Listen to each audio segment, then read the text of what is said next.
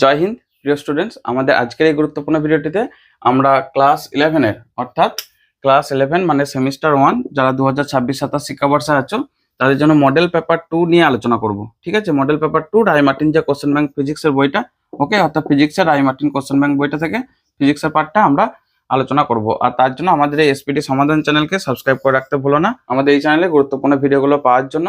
আর হ্যাঁ, এই ভিডিওর যে পিডিএফ লিঙ্ক, টাইপিং পিডিএফ, ঠিক আছে, সেটা কমেন্ট বক্সে এবং ডেসক্রিপশন বক্সে তোমরা পেয়ে যাবে। তো সেখান থেকে লিঙ্কে ক্লিক করে তোমরা সেটা ডাউনলোড করে নিতে পারো। পরীক্ষার সময় যখন এগিয়ে আসবে সেটা তোমাদের খুবই হেল্পফুল হবে। ওকে, আর কিভাবে ডাউনলোড করবে সেটা ভিডিও শেষে একটা ছোট একটা ভিডিও ক্লিপ দিতে হবে। ওকে, চলো তাহলে শুরু করি আমাদের মূল ভিডিও। আর তোমাদের শুধুমাত্র মডেল পেপার 1টা দেওয়ার পর অনেকদিন ভিডিও দেওয়া হয়নি আমার নিজের পড়াশোনার তাগিদে, মানে আমার নিজের কর্মব্যস্ততার জন্য। যাই হোক, ভিডিওগুলো আসবে তোমাদের পরীক্ষার আগে। 28শে সেপ্টেম্বর তোমাদের পরীক্ষা, তার আগে ভিডিও চলে আসবে। ঠিক আছে, চলো তাহলে শুরু করি। আমাদের প্রথম কোশ্চেন বলেছে x সমান a square B by C to the power 1/3 d4।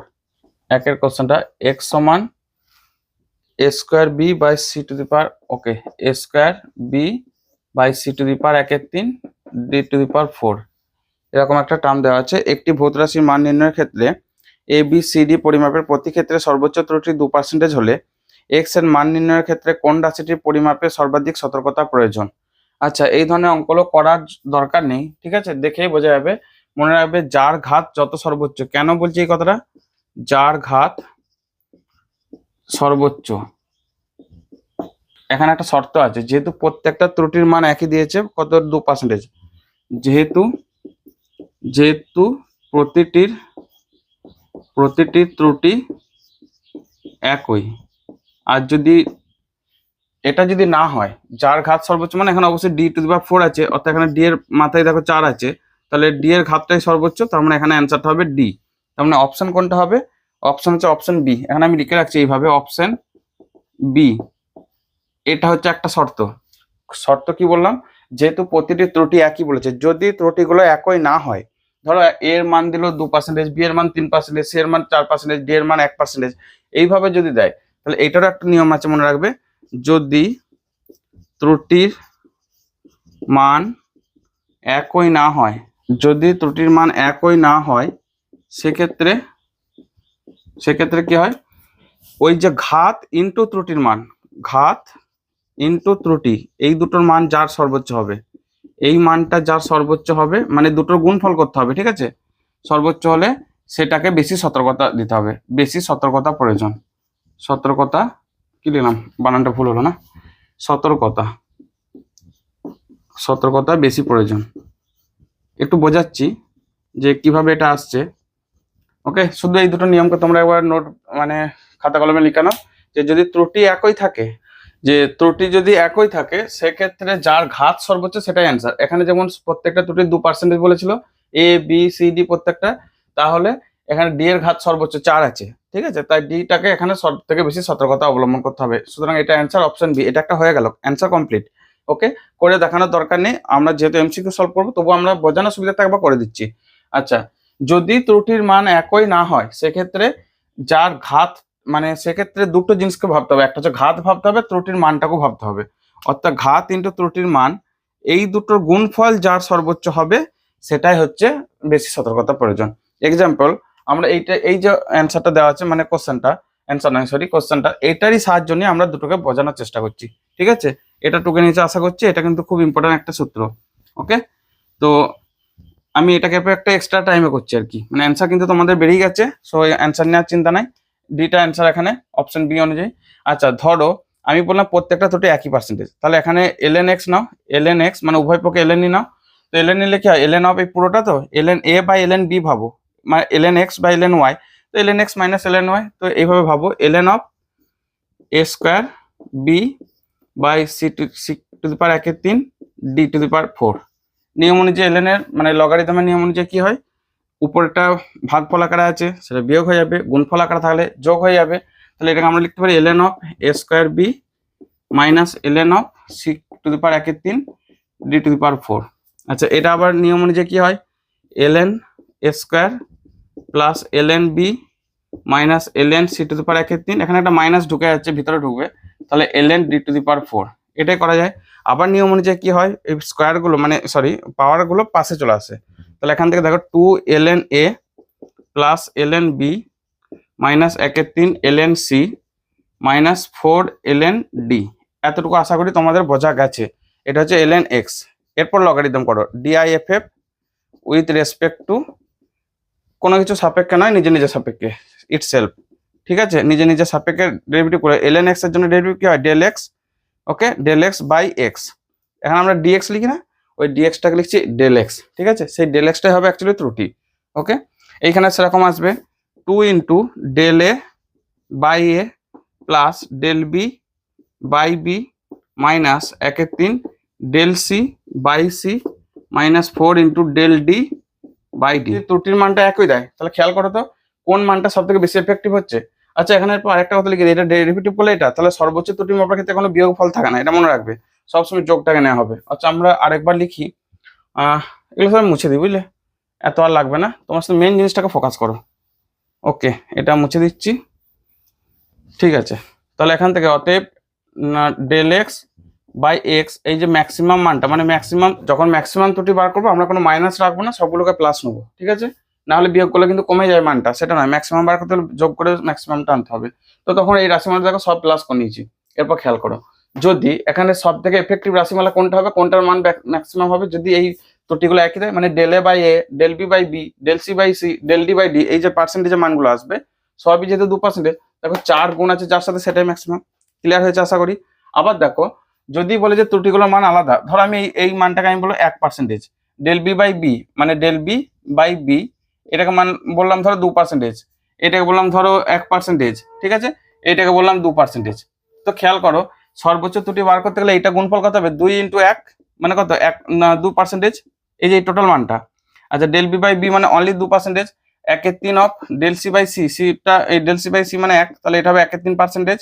ঠিক আছে, 4d বাই d, 4 ইন্টু এইটা 2 সমান দেখো 8%। দেখো এখানে সব থেকে মান কোনটা বেশি এসছে, দেখো 8%, 8 1/3 2 2। ঠিক আছে, আশা করি বোঝাতে পারলাম। দেখো 8% কেন এসছে, প্রত্যেকটা মানগুলো আলাদা ছিল, এটা এটা 1%, এটা 2%, এটা 1%, 2%, বিভিন্ন রকম আরো আলাদা মান দিতে পারে, ধরো 1 2 3 4 দিয়ে দিলো, যে কোনো মান, মানে এটা না কোনো ব্যাপার না। ঠিক আছে, তো যখন এরকম আলাদা মান দেবে তখন এই গুণফলটাকে কনসিডার করতে হবে। গুণফলটা দেখো 8% এসছে। ঠিক আছে, আশা করি মনে থাকবে, বুঝতে পেরেছো। নেক্সট পরের কোশ্চেনে তাহলে আমরা চলে যাই। একটি কণার গতিবেগ v সময় t এর সঙ্গে v সমান at plus b by t plus c এই সমীকরণ দ্বারা পরিবর্তিত হয়, যেখানে a b c হলো ধ্রুবক, a b ও c এর মাত্রিক সংকেত কি হবে।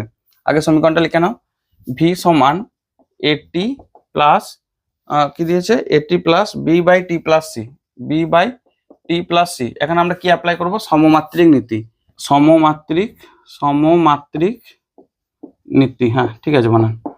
তো খেয়াল করো, এক্ষেত্রে কি হয়, অ্যাকচুয়ালি সমমাত্রিক নীতি মানে এই দিকের যা মাত্রা, এই দিকের টোটালটার মাত্রা একই। যেমন এই দিকটার মাত্রা জায়গাতে আমরা একক ভাবো, যদি লিটার হয় তাহলে এটা লিটার প্লাস লিটার, কিংবা লিটার প্লাস মিলিলিটার, মিলিলিটারটাকে আবার লিটারে করা যায়। কিন্তু এমনটা হয় না যে লিটার সমান মিটার প্লাস গ্রাম, অর্থাৎ আমি বলতে চাইছি দুদিকে একক মাত্রা এগুলো আলাদা থাকলে কিন্তু হয় না। ঠিক আছে, যোগ করা যায় না।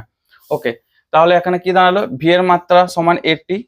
ঠিক আছে, তাহলে এ সমান ভি বাই টি, তাহলে এর মাত্রা আকারে বসাও, মানে এইটার যা মাত্রা এটারও তাই মাত্রা।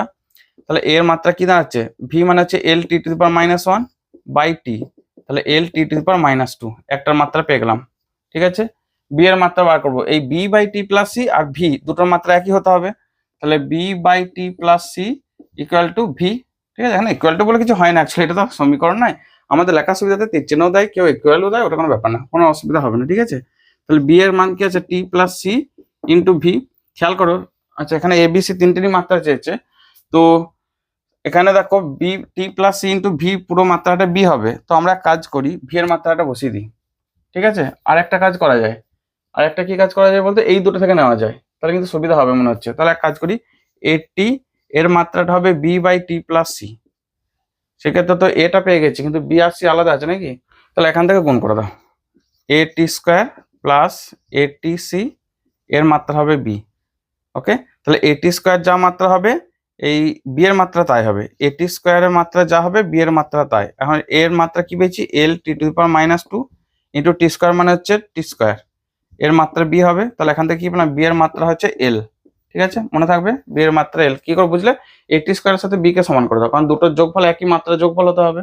আচ্ছা, এই দুটো যখন পেয়ে গেছি, এরপর এইটা থেকে এটিসির মাত্রা থেকে বি বার করো, ঠিক আছে, এটিসি মাত্রা থেকে বি বার করো, সি এর মাত্রাটা বার করব, তাহলে এখান থেকে বি এর মাত্রা এল, এই দিকের এল কেটে যাচ্ছে, তাহলে C into T to the power -1, এখান থেকে 1, তাহলে সি মাত্রা হবে টি, টি টু দি পাওয়ার -1টা ওইদিকে গেলে টি টু দি পাওয়ার 1 হয়ে যাবে, তাহলে সি এর মাত্রা পেলাম টি, ঠিক আছে, টি মানে অপশন ডি। ওকে ওকে, উত্তর পাওয়া গেছে, অপশন ডিটা কারেক্ট আছে। আচ্ছা এখানটা কি লিখছিলাম, এটা কাজে লাগেনি, এই যে এই জায়গাটা কাজে লাগেনি, আমরা এখান থেকে বার করে নিয়েছি।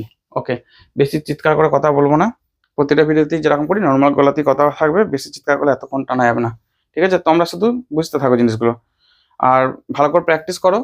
ওকে, ভালো করে প্র্যাকটিস করলে কি হয়, সময়টা কম লাগবে, অল্প সময়ের মধ্যে অনেক সমাধান করে আসতে পারবে, চেষ্টা করবে ফুল মার্কস অ্যান্সার করার, নেগেটিভ মার্কস তো নেই তোমাদের, সুতরাং ফুল মার্কস তো করতেই হবে, সবগুলো অ্যাটেন্ড করতে হবে।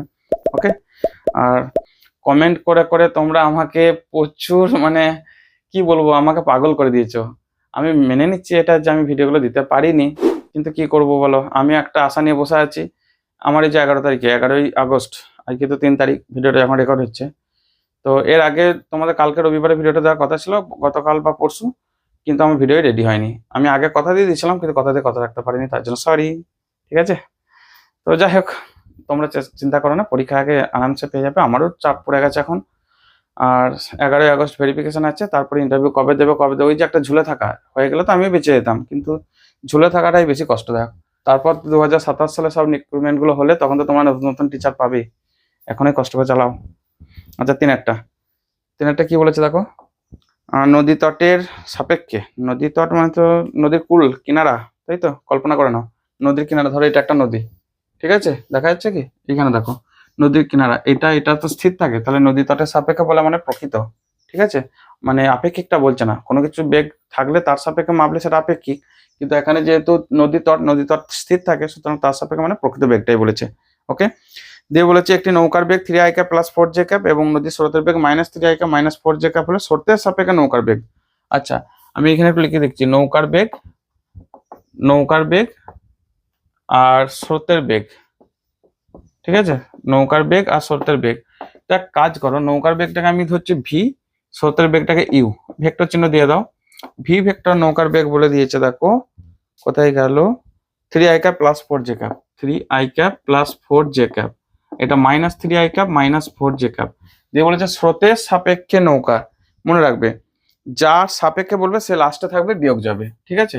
তাহলে আমি একটু ভাষাটা সুন্দর করে লিখি তোমাদের বোঝার সুবিধাতে, স্রোতের সাপেক্ষে নৌকার বেগ, কার বেগ, নৌকার বেগ মানে ভি ভেক্টর, কার সাপেক্ষে, স্রোতের সাপেক্ষে, স্রোত তাহলে বিয়োগ যাবে -ইউ ভেক্টর, মনে রাখবে যার সাপেক্ষে বলবে সে লাস্টে থাকবে, বিয়োগ যাবে, এটুকু মনে রাখলেই তোমাদের সোজা হবে। ওকে, তো ভি ইউ বসিয়ে দাও, ভি মানে 3i cap plus 4j cap -3i cap -4j cap, তো 3i cap plus 3i cap 4j cap plus 4j cap, তাহলে 6i cap plus 8j cap, এটা মুখোমুখি করে দেওয়া যেত, মানে দেখারও দরকার নেই, 3 -3 মানে 6, 4 -4 মানে 8, দেখে বসিয়ে দেওয়া যায়, ঠিক আছে, মানে কিছুই দেখার দরকার নেই। আচ্ছা, অ্যান্সারটা মেলাও, 6i cap plus 8j cap, option সিটা হচ্ছে অ্যান্সার, ঠিক আছে। চারেরটা বলেছে 49 মিটার পার সেকেন্ড অনুভূমিক বেগে গতিশীল একটি এরোপ্লেন থেকে একটি বস্তুকে ছেড়ে দেওয়ার 5 সেকেন্ড পর সেটি ভূমিতে এসে পড়ে, বস্তুটি ভূমিতে উলম্বের সঙ্গে যে কোনো আঘাত করবে তা হলো। আচ্ছা, এখানে একটু বোঝার চেষ্টা করো, যে ধরো এইখানটা এরোপ্লেনটা যাচ্ছে, ঠিক আছে, এই এরোপ্লেনটা এই যে অনুভূমিক বেগটা ইউএক্স, এটা বলেছে 49 মিটার পার সেকেন্ড, আশা করি বোঝাতে পেরেছি। দিয়ে এরপর কি বলছে, যে এখান থেকে একটি বস্তুকে ছেড়ে দেওয়ার 5 সেকেন্ড পর সেটি ভূমিতে আঘাত করে, যখন ছেড়ে দেবে বস্তু সে কিন্তু সোজা এসে পড়বে না, কারণ এরোপ্লেনটা এইদিকে, অর্থাৎ এই বরাবর একটা বেগ আছে, আবার বস্তুটা যখন পড়ছে তার কিন্তু নিচের দিকে একটা ত্বরণ থাকবে, ঠিক আছে, এ থাকবে ত্বরণ, তো অভিকর্ষ ত্বরণ ধরো জি বলছি এটাকে, এ না লিখে তাহলে জি লিখলাম, তো সেই দুটো সম্মিলিত প্রভাবে সে মোটামুটি এইভাবে অধিবৃত্তাকার পথে ফলো করবে, অধিবৃত্তাকার, এটা তোমরা সেই প্রাসের গতি পড়া হয়ে গেছে আশা করি, সেটাই, ঠিক আছে, অধিবৃত্তাকার। ওকে, তো তার 5 সেকেন্ড পরে টিটা বলে দিয়েছে, 5 সেকেন্ড পরে সে ভূমিতে জাস্ট টাচ করছে, এটা হচ্ছে ভূমি। ওকে, এই ভূমি থেকে এটা, আর এরোপ্লেনটা কোনো একটা হাইটে আছে, হয়তো সেই হাইটটা এখানে বলা নেই, লাগবেও না। তো বস্তুটি ভূমিতে উলম্বের সঙ্গে যে কোনো আঘাত করবে, এইভাবে যে এসে পড়ছে না, সে একটা অ্যাঙ্গেল করবে, ওকে, ভূমিতে, তো উলম্বের সঙ্গে অ্যাঙ্গেল করা মানে হচ্ছে এই অ্যাঙ্গেলটা কত সেটা আমাদেরকে বার করতে হবে। ওকে, এটা আমাদেরকে বার করতে হবে থিটাটা। তো সেটা বার করার জন্য খেয়াল করো, আমরা এখান থেকেই বার করে নিতে পারবো, এই দিক বরাবর। ওকে, আর এই দিক বরাবর দুটো উপাংশকে টানো। তো দেখানো যায় যে এই বরাবর তার রেজাল্ট্যান্টে যাচ্ছে এই বরাবর, তো এই যে অ্যাঙ্গেলটা হবে, ওকে, ঠিক লিখছি, হ্যাঁ, ওই অ্যাঙ্গেলটা এখানে দেখবে ম্যানেজ করবে আর কি। তো সেই থিটাটা বার করার জন্য থিটা ট্যান থিটা সমান, আমি একটু এটাকে এইভাবে আঁকছি যে এই বরাবর উলম্বের সাথে অ্যাঙ্গেল বলেছে, আর সে যাচ্ছে অ্যাকচুয়ালি এই বরাবর, তাহলে এই অ্যাঙ্গেলটা বার করতে হবে। ওকে, আচ্ছা, এখানে এই অ্যাঙ্গেলটা দাঁড়া, হ্যাঁ ঠিক আছে, এই অ্যাঙ্গেলটা আসবে এই দিকে একটা ম্যানেজ করবে। তো এই অ্যাঙ্গেলটা অ্যাকচুয়ালি এইখানটা বোঝাতো, এইটা বোঝো, ওইটা বোঝার দরকার নেই। তাহলে এটা হবে ইউ এক্স, এটা হচ্ছে ইউ ওয়াই। তো এখান থেকে ট্যান থিটা বার করলে এটাকে একটা সামুদ্রিক বার কি আসছে লম্ব, তো তাহলে আয়তক্ষেত্র ভাবো, ড্র করা, এটা হবে ইউ এক্স, এখান থেকে এতটা, এটা হবে ইউ ওয়াই। ঠিক আছে, তো ট্যান থিটা সমান U X by U Y. ঠিক আছে, ট্যান থিটা সমান U X by U Y. আচ্ছা, ইউ এক্সটা বলেছে 49 মিটার পার সেকেন্ড, ওই যে ওইদিকে অনুভূমিক যে বেগের উপাংশ, ডিভাইডেড বাই ইউ ওয়াইটা বার করতে হবে। ইউ ওয়াই মানে এই বরাবর টানছে, তাহলে ভি সমান ইউ প্লাস জিটি ফর্মুলা মনে আছে, ইউ প্লাস জিটি। তো এখানে ইউটা ধরো জাস্ট সেই অবস্থা থেকে ছেড়ে দিচ্ছে। ওকে, সেই অবস্থা থেকে ছেড়ে দিচ্ছে মানে এই বরাবর অর্থাৎ উলম্ব বরাবর কিন্তু বেগের কোনো উপাংশ নাই, এরোপ্লেনটা আছে ওই দিকে, তাহলে তার ওই দিকে বেগটা আছে এরোপ্লেনটার ক্ষেত্রে, কিন্তু বলটাকে যে মুহূর্তে ছাড়ছে সেটা এরোপ্লেনের মধ্যে আছে, তো সেই সময় সে এরোপ্লেনের বেগ নিয়েই ছুটবে। ওকে, ছেড়ে দেওয়ার পর তার দুটো বেগ আসছে, একটা অনুভূমিক একটা উলম্ব। তাহলে মনে রাখবে যে এই ক্ষেত্রে কিন্তু এইদিকে কোনো তার উলম্ব বেগের কোনো উপাংশ নাই, তাহলে ইউটা জিরো, তাহলে জিরো প্লাস জিটা কত হচ্ছে, জি মানে 9.8। ওকে, টিটা বলছে 5 সেকেন্ড পরে টাচ করছে, তাহলে 5 মানে এটা হবে 49। তাহলে এখান থেকে বসিয়ে দাও 49 মানে 1 সমান 1045। ঠিক আছে, তাহলে থিটা সমান হচ্ছে এই যে ট্যান থিটা সমান 1040, তাহলে 45 ডিগ্রি। ওকে, 45 ডিগ্রি অ্যাঙ্গেল। তো হ্যাঁ, অপশন বি কারেক্ট অ্যান্সার। ওকে, অপশন বিটা সঠিক হবে। বোঝার চেষ্টা করবে, খুব ইম্পর্টেন্ট, তোমাদের ক্লাস 11-এ কিন্তু বলা যেতে পারে প্রথম যে 10টা চ্যাপ্টার এবং এই সেমিস্টার 1টা পুরো 11-12 ফিজিক্সের মধ্যে সব থেকে হার্ডি কোর্স। ঠিক আছে, কেন হার্ডি কোর্স? দুটো কারণে। নাম্বার 1 হচ্ছে তোমরা প্রথম মাধ্যমিকের গণ্ডি পেরিয়ে এসে একটা হিউজ অ্যামাউন্ট সিলেবাসের মধ্যে পড়ছো, সেদিক থেকে একটা ধাক্কা খাবে যে যথেষ্ট সিলেবাসটা হিউজ লাগবেও, কারণ এতদিন একটা সে কি বলবো চটির মতো বই পড়ে এসছো 11-12 মাধ্যমিকের সময়। এখন 11-12 বইটাও মোটা হয়েছে, তাই না? কিন্তু তোমরা মোটা হওনি, খেয়ে দিয়ে তোমরা কিন্তু মোটা হতে পারোনি, বেশিরভাগই দেখবে পাতলা হয়েছে টেনশনে, চাপে ইত্যাদিতে, খুব কম জনের মোটা হয় এই সময়টায়। ওকে, আর আচ্ছা, আমাকে খুব ঘাম দিচ্ছে। আর 2 নম্বর হচ্ছে যে প্রথম যে বলবিদ্যা বা মেকানিক্সের পার্টটা, অর্থাৎ চ্যাপ্টার 1 থেকে একদম মহাকর্ষ পর্যন্ত সব থেকে হিউজ, এবং যেখানে মেকানিক্স হবে একটু হলেও জ্বালাবে। ঠিক আছে, সেটাই তো আমাদের ফার্স্ট সেমিস্টার আবার চ্যাপ্টার। সেকেন্ড সেমিস্টার পার্টটা আরো সোজা হবে, আর 11-12 তো অনেক সোজা অবশ্যই। 11-এ ফার্স্ট এই পার্টটাকে তাই বলা হচ্ছে খুব গুরুত্ব দিয়ে ভালো করে পড়ো, বুঝতে হবে, প্রত্যেকটা পার্টকে বুঝে বুঝে পড়বে। ঠিক আছে, মুখস্থ করবে, ফিজিক্সকে যেন মুখস্থ করার কথা একদম ভেবো না, তাহলে কিন্তু শেষ হয়ে যাবে, সারা জীবনের মতো শেষ হয়ে যাবে। ওকে, 5টা, একটি ফ্যানকে বন্ধ করার পর তার কৌণিক বেগ 50% হ্রাস পাওয়া পর্যন্ত 36টি পূর্ণ ঘূর্ণন ঘটে। যদি ফ্যানটির কৌণিক মন্দন সুষম হয়, তাহলে সম্পূর্ণ থেমে যাওয়া পর্যন্ত ফ্যানটি আরো কতবার ঘূর্ণন পুরো করবে মানে কমপ্লিট করবে আর কি। তো দেখো, একটা ফ্যান যখন ঘুরছে, ঠিক আছে, এটা ধরো ফ্যানটা, সে যখন ঘুরছে কি হয় বলতো, সে ঘুরতে ঘুরতে অর্থাৎ 1 পাক 2 পাক 3 পাক, এই যে যখন মানে অফ করে দিয়েছে আর কি, ফ্যানের সুইচটা অফ করে দিয়েছে, তখন কিন্তু কৌণিক মন্দন নিয়ে ছোটে, কৌণিক মন্দন, অর্থাৎ আস্তে আস্তে সে থেমে যায়। ঠিক আছে, তো এইভাবে মনে রাখো যে আমরা দুটো সূত্র অ্যাপ্লাই করতে পারি, তোমাদের দুটো সূত্র জানা আছে আশা করি, ω2 স্কোয়ার সমান ω1 স্কোয়ার মাইনাস 2 আলফা থিটা, এইটাও অ্যাপ্লাই করতে পারি। অথবা অ্যাভারেজ বেগটা, অর্থাৎ এই সময় সে যে অ্যাভারেজ বেগ নিয়ে চলছে, ধরো শুরুতে তার বেগ যা ছিল ওমেগা, তারপর 36টা ঘূর্ণনের পর মানে ওমেগা থেকে হয়ে গেল ω/2, 50% কমেছে বলেছে। 50% কমা মানে অর্ধেকটা কমে যায়। ঠিক আছে, এটা জানা সবাই, 50 অর্থাৎ ওমেগা মাইনাস ওমেগার 50%। এগুলো আশা করি করে দেখাতে হবে না। ওমেগা মাইনাস ω/2 মানে ω/2 হয়ে গেছে। 36টা তার জন্য ঘূর্ণন কমপ্লিট করেছে। তারপর বলছে তাহলে ফের এখন ω/2 হয়ে যাওয়ার পর আর কতগুলো ঘূর্ণন কমপ্লিট করবে যখন জিরো বেগ এসে যাবে। আশা করি বোঝাতে পারলাম যে ফ্যানটা ঘুরতে ঘুরতে, ঠিক আছে, আস্তে আস্তে করে বেগ কমছে, যতক্ষণে বেগটা অর্ধেক হয়ে গেছে ততক্ষণে তার 36টা কমপ্লিট ঘূর্ণন হয়ে গেছে। আর ω/2 থেকে এরপর ফাইনালি জিরো যেতে গেলে আর কতগুলো ঘূর্ণন কমপ্লিট করতে হবে। ঠিক আছে, আচ্ছা এটা, হ্যাঁ, এখানটা জিরো হতে গেলে কতগুলো কমপ্লিট ঘূর্ণন পাক, মানে এন সংখ্যাটা হচ্ছে পাক সংখ্যা, ওকে, কমপ্লিট করতে হবে, সেটাই আমাদের বার করতে হবে।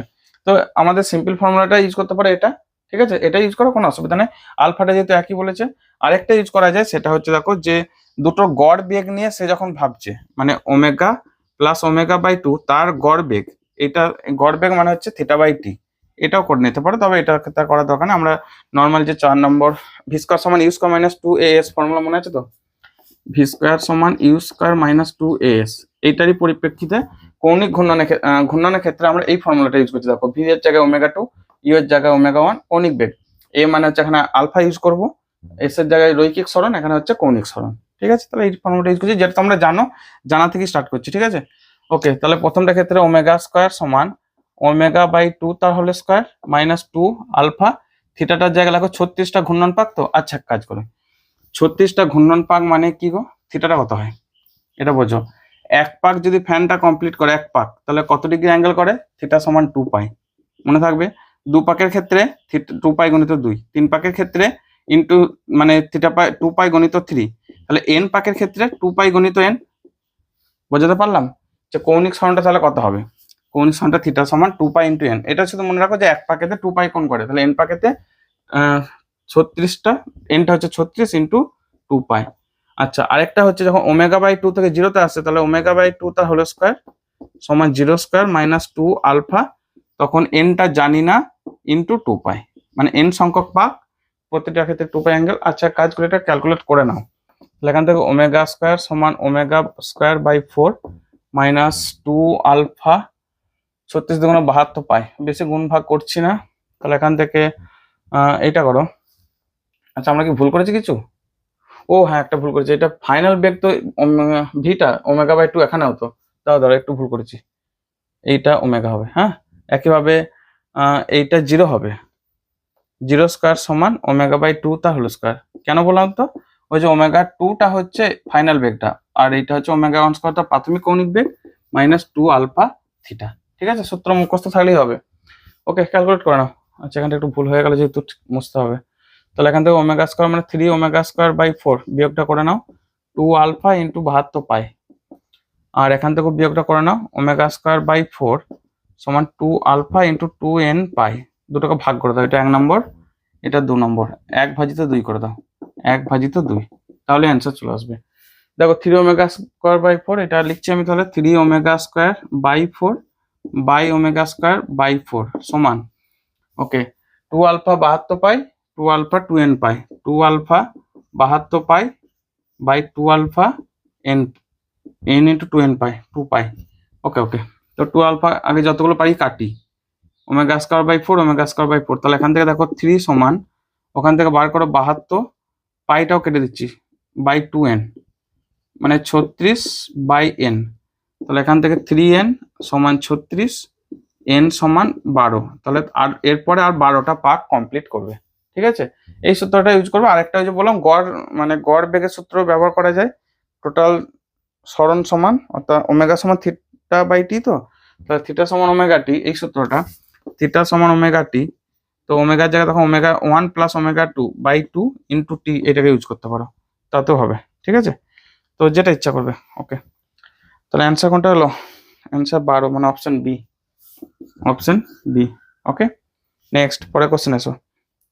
6টা, একই সরলরেখায় 3 মিটার পার সেকেন্ড এবং -5 মিটার পার সেকেন্ড বেগে চলমান দুটি সমভরের বস্তুর মধ্যে স্থিতিস্থাপক সংঘর্ষ ঘটলো।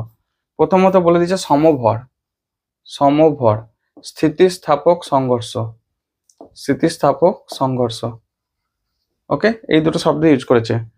তো বলেছে সংঘর্ষের পর ওদের বেগ কত হবে। খেয়াল করো, যেহেতু স্থিতিস্থাপক সংঘর্ষ এবং সমভর, তোমাদের সেই ফর্মুলা মনে আছে, v2 সমান m2 minus 1 m2 minus m1 by m1 plus m2, সেই নিউটনের সূত্র থেকে এসেছিল ভরবেগ আর কাইনেটিক এনার্জি সংরক্ষণ সূত্র থেকে। এখানে u2 plus 2m1 by m1 plus m2 into u1, এরকম করে কিছু একটা সূত্র ছিল দেখবে। ঠিক আছে, তো এখান থেকে সূত্রটা থেকে তোমরা যদি m1 সমান m2 বসিয়ে দাও, তখন চেক করো v2 মান m1 সমান m2 বসিয়ে দাও, তাহলে v2 সমান কত দাঁড়াচ্ছে, u1 u2টা হচ্ছে সংঘর্ষ ঘটার আগে, অর্থাৎ দুটো বস্তু ছিল তারা যাচ্ছে, সংঘর্ষ ঘটার যে সংঘর্ষ ঘটলো, ঠিক আছে, এটা সংঘর্ষ ঘটে গেছে। তারপরে v1 v2টা হচ্ছে সংঘর্ষ ঘটার পরে বেগ। আর এটাও ঠিক যে u1 গ্রেটার দেন u2, মানে এ একটু বেশি স্পিডে যাবে তবেই তো গিয়ে ধাক্কা খাবে, আর ধাক্কা খাওয়ার পর যারা ছিটকে যাবে তখন কিন্তু এটা ধরো v1, এটা হচ্ছে ভি টু। তো V two greater than V one মানে কি এর স্পিডে বেরিয়ে পালিয়ে যাবে, ঠিক আছে, যাতে করে আর নতুন করে ধাক্কা না খায়। ওকে, নতুন করে যাতে ধাক্কা না খায়, ঠিক আছে। তাহলে খেয়াল করো যে এখানে বসিয়ে দাও একটু এম ওয়ান সমান M2, দেখো এটা 0 হয়ে যাচ্ছে, আর এটা দেখো 2m1 আর M2 জায়গায় দুটো M1 বসিয়ে দাও, তাহলে 2m1 ইন্টু E1 সমান E1, দেখো তাহলে V2 জায়গায় চলে আসবে E1। আর একইভাবে আরেকটা ফর্মুলা হয় V1 সমান বার করতে গেলে জাস্ট 1 এর জায়গায় 2, 2 এর জায়গায় 1 বসিয়ে দাও, তাহলে চলে আসবে সূত্রগুলো। মানে এই যে M1 minus M2, M2 plus M1 এরকম করে বসিয়ে দেবে, 1 2 গুলো চেঞ্জ করে দিলেই দেখবে V2 সমান E1 এসছে একটা, মানে আগের বেগটা দুজনের বেগ অল্টারনেট করছে, আর V1 সমান আসবে U2, ঠিক আছে, এইভাবে আসবে। অর্থাৎ যে যার বেগটা উলট পালট করে নেবে, এর বেগটা ও নেবে, ওর বেগটা এ নেবে। তাহলে এখান থেকে কি দাঁড়ালো যে এর ছিল 3 মিটার পার সেকেন্ড, U1টা ছিল 3 মিটার পার সেকেন্ড, তাহলে এর V2টা কত দাঁড়াবে 3 মিটার পার সেকেন্ড, আর U2টা ছিল -5 metre per second, -5 metre per second. তাহলে এখান থেকে কে দাঁড়াবে, এটা U1 দাঁড়াবে, তাহলে U1 সমান হবে -5 মিটার পার সেকেন্ড। তাহলে এরপর সাজিয়ে লেখো U1, তারপর লেখো U2 কে, তাহলে U1 মানে -5 আর এটা হবে 3 মিটার পার সেকেন্ড, ঠিক আছে। তাহলে অ্যান্সার কোনটা হবে -5, তারপর হচ্ছে 3, অপশন ডি। জাস্ট বেগগুলো চেঞ্জ করে নেবে, এর বেগটা ও নিয়ে নেবে, ওর বেগটা এ নিয়ে নেবে। আশা করি বুঝতে পেরেছো। নেক্সট 7টা বলেছে 9 কেজি ভরের একটি বোমা বিস্ফোরণের পর ভেঙে গিয়ে দুটি 3 কেজি আর 6 কেজি ভরের টুকরো হয়ে যায়। 3 কেজি ভরের টুকরোর গতিবেগ 16 মিটার পার সেকেন্ড, তাহলে 6 কেজি ভরের টুকরোর গতিশক্তি কত? গতিশক্তি বার করতে বলেছে। তো দেখো এটা ধরো বোমাটা, ঠিক আছে, এটা হচ্ছে এম, টোটাল বোমাটার ভর, আর তার বেগটা কত, ভিটা 0, ওকে, কারণ স্থির অবস্থায় আছে। এরপর যখন ভেঙে যাচ্ছে দুটো টুকরোতে পালিয়ে যাচ্ছে, তো বেগ কোন দিকে যাচ্ছে না যাচ্ছে সেটা নিয়ে ভাবছি না, আমরা এক রৈখিকই ভেবে নেবো। ওকে, তো মানে একটা সরলরেখা বরাবর যদি ভেবে নিই, তাহলে সে একটা পার্ট যদি এইদিকে যাচ্ছে, একটা পার্ট এইদিকে যাচ্ছে, মানে একটা পার্টকে আমি M1 ভাবছি আর একটা পার্টকে M2 ভাবছি। ওকে, হতে পারে কিন্তু সে একদিকে অ্যাকচুয়ালি ছিটকায় না, আবারও বলছি এটা দ্বিমাত্রিক হতেই পারে। তোমাদের আপাতত দ্বিমাত্রিকটা নিয়ে অত আলোচনা নাই, শুধু একমাত্রিক, মানে একটা সরলরেখা বরাবর একটা টুকরো ওইদিকে পালিয়ে যাচ্ছে বোমটা ফাটার পর, এই বোমটা ফাটার পর আর একটা টুকরো এইদিকে পালিয়ে যাচ্ছে, ঠিক আছে। তো সেক্ষেত্রে এর বেগ ধরো U1, এর বেগ ধরো U2। তো টোটাল ভরবেগের সংরক্ষণ সূত্র অ্যাপ্লাই করো, ভরবেগের, আচ্ছা এটা কত 7টা নাকি, দাও নাম্বার দেওয়া হয়নি, হ্যাঁ, ভরবেগের সংরক্ষণ সূত্র থেকে আমরা লিখতে পারি m ইন্টু এর টোটাল বেগ, মানে 0 হবে অ্যাকচুয়ালি, এটা M1 U1 plus M2 U2 বা V1 V2 লিখতে পারো, অসুবিধা নেই। তাহলে এর টোটাল 9 কেজি ইন্টু 0, আচ্ছা M1 মানে হচ্ছে কত, 3 আর 6 ভেঙেছে, একটা 3 কেজি, তার বেগ 16 মিটার পার সেকেন্ড, ঠিক আছে, তাহলে 3 ইন্টু 16 প্লাস M2টা হচ্ছে 9 কেজি, না সরি 3 আর 6 9, 6 কেজি, 6 ইন্টু U2, এটা জানি না, বার কর না। তাহলে 0 সমান -48 প্লাস 6 U2, এখান থেকে 6 U2 সমান হচ্ছে 48, U2 সমান হচ্ছে 6 8 48, 8 মিটার পার সেকেন্ড। তাহলে দ্বিতীয় টুকরোটার বেগ কত হবে, 8 প্লাস 8 এসছে। এরপর বলেছে 6 কেজি টুকরোর গতিশক্তি কত, তাহলে গতিশক্তি E2 সমান half M2 U2 square, half M2 মানে হচ্ছে 6, U2 স্কোয়ার মানে 8 স্কোয়ার, তাহলে 8 ইন্টু 8 লিখে দিচ্ছি, হাফ একটা কাটাকাটি করো, তাহলে 3 ইন্টু 8 8 64, 3 4 12, 192 জুল, ঠিক আছে, 192 joule. Answer option A, correct answer কোনটা হবে, অপশন এটা, ঠিক আছে। সিম্পল ফর্মুলা, ভরবেগের সংরক্ষণ সূত্র অ্যাপ্লাই করবে, আর সেখানে বেগটা বার করে নেবে, তারপর শক্তিটা বার করে নেবে। 8টা, একটি নির্দিষ্ট সিস্টেমের স্থিতিশক্তি UX সমান -AX² প্লাস BX⁴, যেখানে AB গ্রেটার দ্যান 0, মানে পজিটিভ আর কি, ধ্রুবক, এক্স এর কোন মানের জন্য সিস্টেমটি স্থিতিশীল সাম্যাবস্থায় থাকবে না। ইউ সমান, মানে ইউটা এক্স এর ফাংশন, ইউ অফ এক্স সমান হচ্ছে AX² মাইনাস BX⁴, ঠিক আছে, UX² sorry -AX² plus BX⁴, তাহলে এটা একটু ভুল হয়েছে, এটা BX⁴। ওকে, তো স্থিতিশীল সাম্যাবস্থায় না থাকার একটা শর্ত হচ্ছে d² dx², এটা পজিটিভ আসতে হবে, আর যদি নেগেটিভ আসে তাহলে কিন্তু স্থিতিশীল সাম্যাবস্থায় থাকবে, এটা হচ্ছে নো স্থিতিশীল সাম্যাবস্থা। আর যদি d² dx² লেস দ্যান 0 হয় তাহলে কিন্তু স্থিতিশীল সাম্যাবস্থা, কিন্তু আমাদের উল্টোটা বলেছে স্থিতিশীল সাম্যাবস্থায় থাকবে না, সাম্যাবস্থা, ঠিক আছে। তো দেখি এখন কি আসে। আচ্ছা এক কাজ করো, du dx বার করো, তাহলে এটা হবে -2ax plus 4bx³ okay, D square U dx square বার করো, তো -2a প্লাস 4 3 12 bx স্কোয়ার। অবকলন তোমাদের হয়ে গেছে আশা করি, অবকলনটা পারবে। তো প্রথমে dx টা 0 করো, প্রথম ডেরিভেটিভ 0 করতে হয়, তাহলে এখান থেকে -2ax প্লাস 4bx³ সমান 0। তাহলে এখান থেকে 2টা বাদ দাও, x common now, -a plus 2bx square সমান 0। তাহলে এখান থেকে হয় x সমান 0 এই পার্টটা, অথবা এটা, or -a plus 2bx square সমান 0। তাহলে এখান থেকে 2bx স্কোয়ার সমান a, এখান থেকে x স্কোয়ার সমান a/2b।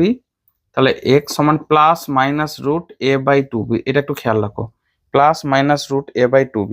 তো সেক্ষেত্রে দেখো আমরা প্রত্যেকটা মান, এই x এর 0 মান, x এর প্লাস রুট a/2b, অর্থাৎ এটা হচ্ছে একটা প্লাস a/2b, আর একটা হচ্ছে মাইনাস a/2b। এই সমস্ত মানগুলোকে এই সেকেন্ড ডেরিভেটিভে বসাবো, এই যে টার্মটা এসছে এখানে বসাও, বসি দেখো কি আসছে। প্রথমে দেখো যদি আমরা x এর মানটা 0 বসাই, x এর মান 0 বসালে এই জায়গাটা 0, তাহলে x D square U dx square, আমি 1 নম্বরে লিখছি। x সমান যদি 0 হয় তাহলে D square U dx square কত আসছে, এটা 0, এখানটা -2a সমান -2a, তাহলে নেগেটিভ, ঠিক আছে। তো নেগেটিভ 0, তাহলে এটা একটা হলো। আচ্ছা, নেগেটিভ 0 হলো স্থিতিশীল সাম্যাবস্থা, মনে হচ্ছে এখানে শর্তটা উল্টোটা লেখা হয়েছে, দেখছি দাঁড়াও চেক করছি। x এর মান প্লাস a/2b, 2 নম্বর হচ্ছে x সমান প্লাস a রুট a/2b বসাও, তাহলে এখান থেকে কি দাঁড়াচ্ছে -2a প্লাস, এখানে বসাচ্ছি দাঁড়াও, -2a is D square U dx square, D square U dx স্কোয়ারের মান বসাচ্ছি -2a plus 12b into x square মানে a/2b, ঠিক আছে। তাহলে এখান থেকে b কাটলো, 2 কাটলো 6, -2a প্লাস 6a মানে প্লাস 4a। আচ্ছা, মাইনাসটা বসাও, -a/2b বসালো, কিন্তু x স্কোয়ার করলে কিন্তু প্লাস হয়, তাহলে এটা এই যে মানগুলো প্লাস মাইনাস দুটোর ক্ষেত্রে কিন্তু আমরা পাচ্ছি পজিটিভ, মানে 0 পজিটিভ পাবো আর কি। কি বললাম যে এটা প্লাস বসালেও যা, মাইনাস বসালেও তাই, কারণ এখানে x স্কোয়ার আছে, তো প্লাস স্কোয়ার গুলো প্লাস, মাইনাস স্কোয়ার গুলো প্লাস, ওকে। তাহলে কি দাঁড়াচ্ছে, আচ্ছা এখানে আমার শর্তটা লেখাটা একটু ভুল হয়েছে, অ্যান্সারটা আমাদের যেটা লেস দ্যান আসবে সেটা অ্যান্সার হবে, এটা আমি একটু গুলিয়ে ফেলেছিলাম ওই জন্য ভুল হয়ে গেছিল, ঠিক আছে। না, খেয়াল করো যে প্লাস মাইনাস a/2b তে কিন্তু পজিটিভ গ্রেটার দেন 0 এসছে, ঠিক আছে, আর x সমান 0 মানেতে একমাত্র নেগেটিভ এসছে। তাহলে এই নেগেটিভ মানের ক্ষেত্রে D square U dx square negative আসা মানে সেক্ষেত্রে পোটেনশিয়াল এনার্জিটা স্লোপটা আর কি, গ্রেডিয়েন্টের স্লোপটা নেগেটিভ, তার মানে শেষ স্থিতিশীল সাম্যাবস্থায় থাকবে না, সেক্ষেত্রে সি এর মানটা 0, অর্থাৎ এই জায়গাটাতে, ঠিক আছে, x এর মান 0 এর জন্য এটা অ্যান্সার, তাহলে সি অপশনটা হচ্ছে কারেক্ট অ্যান্সার।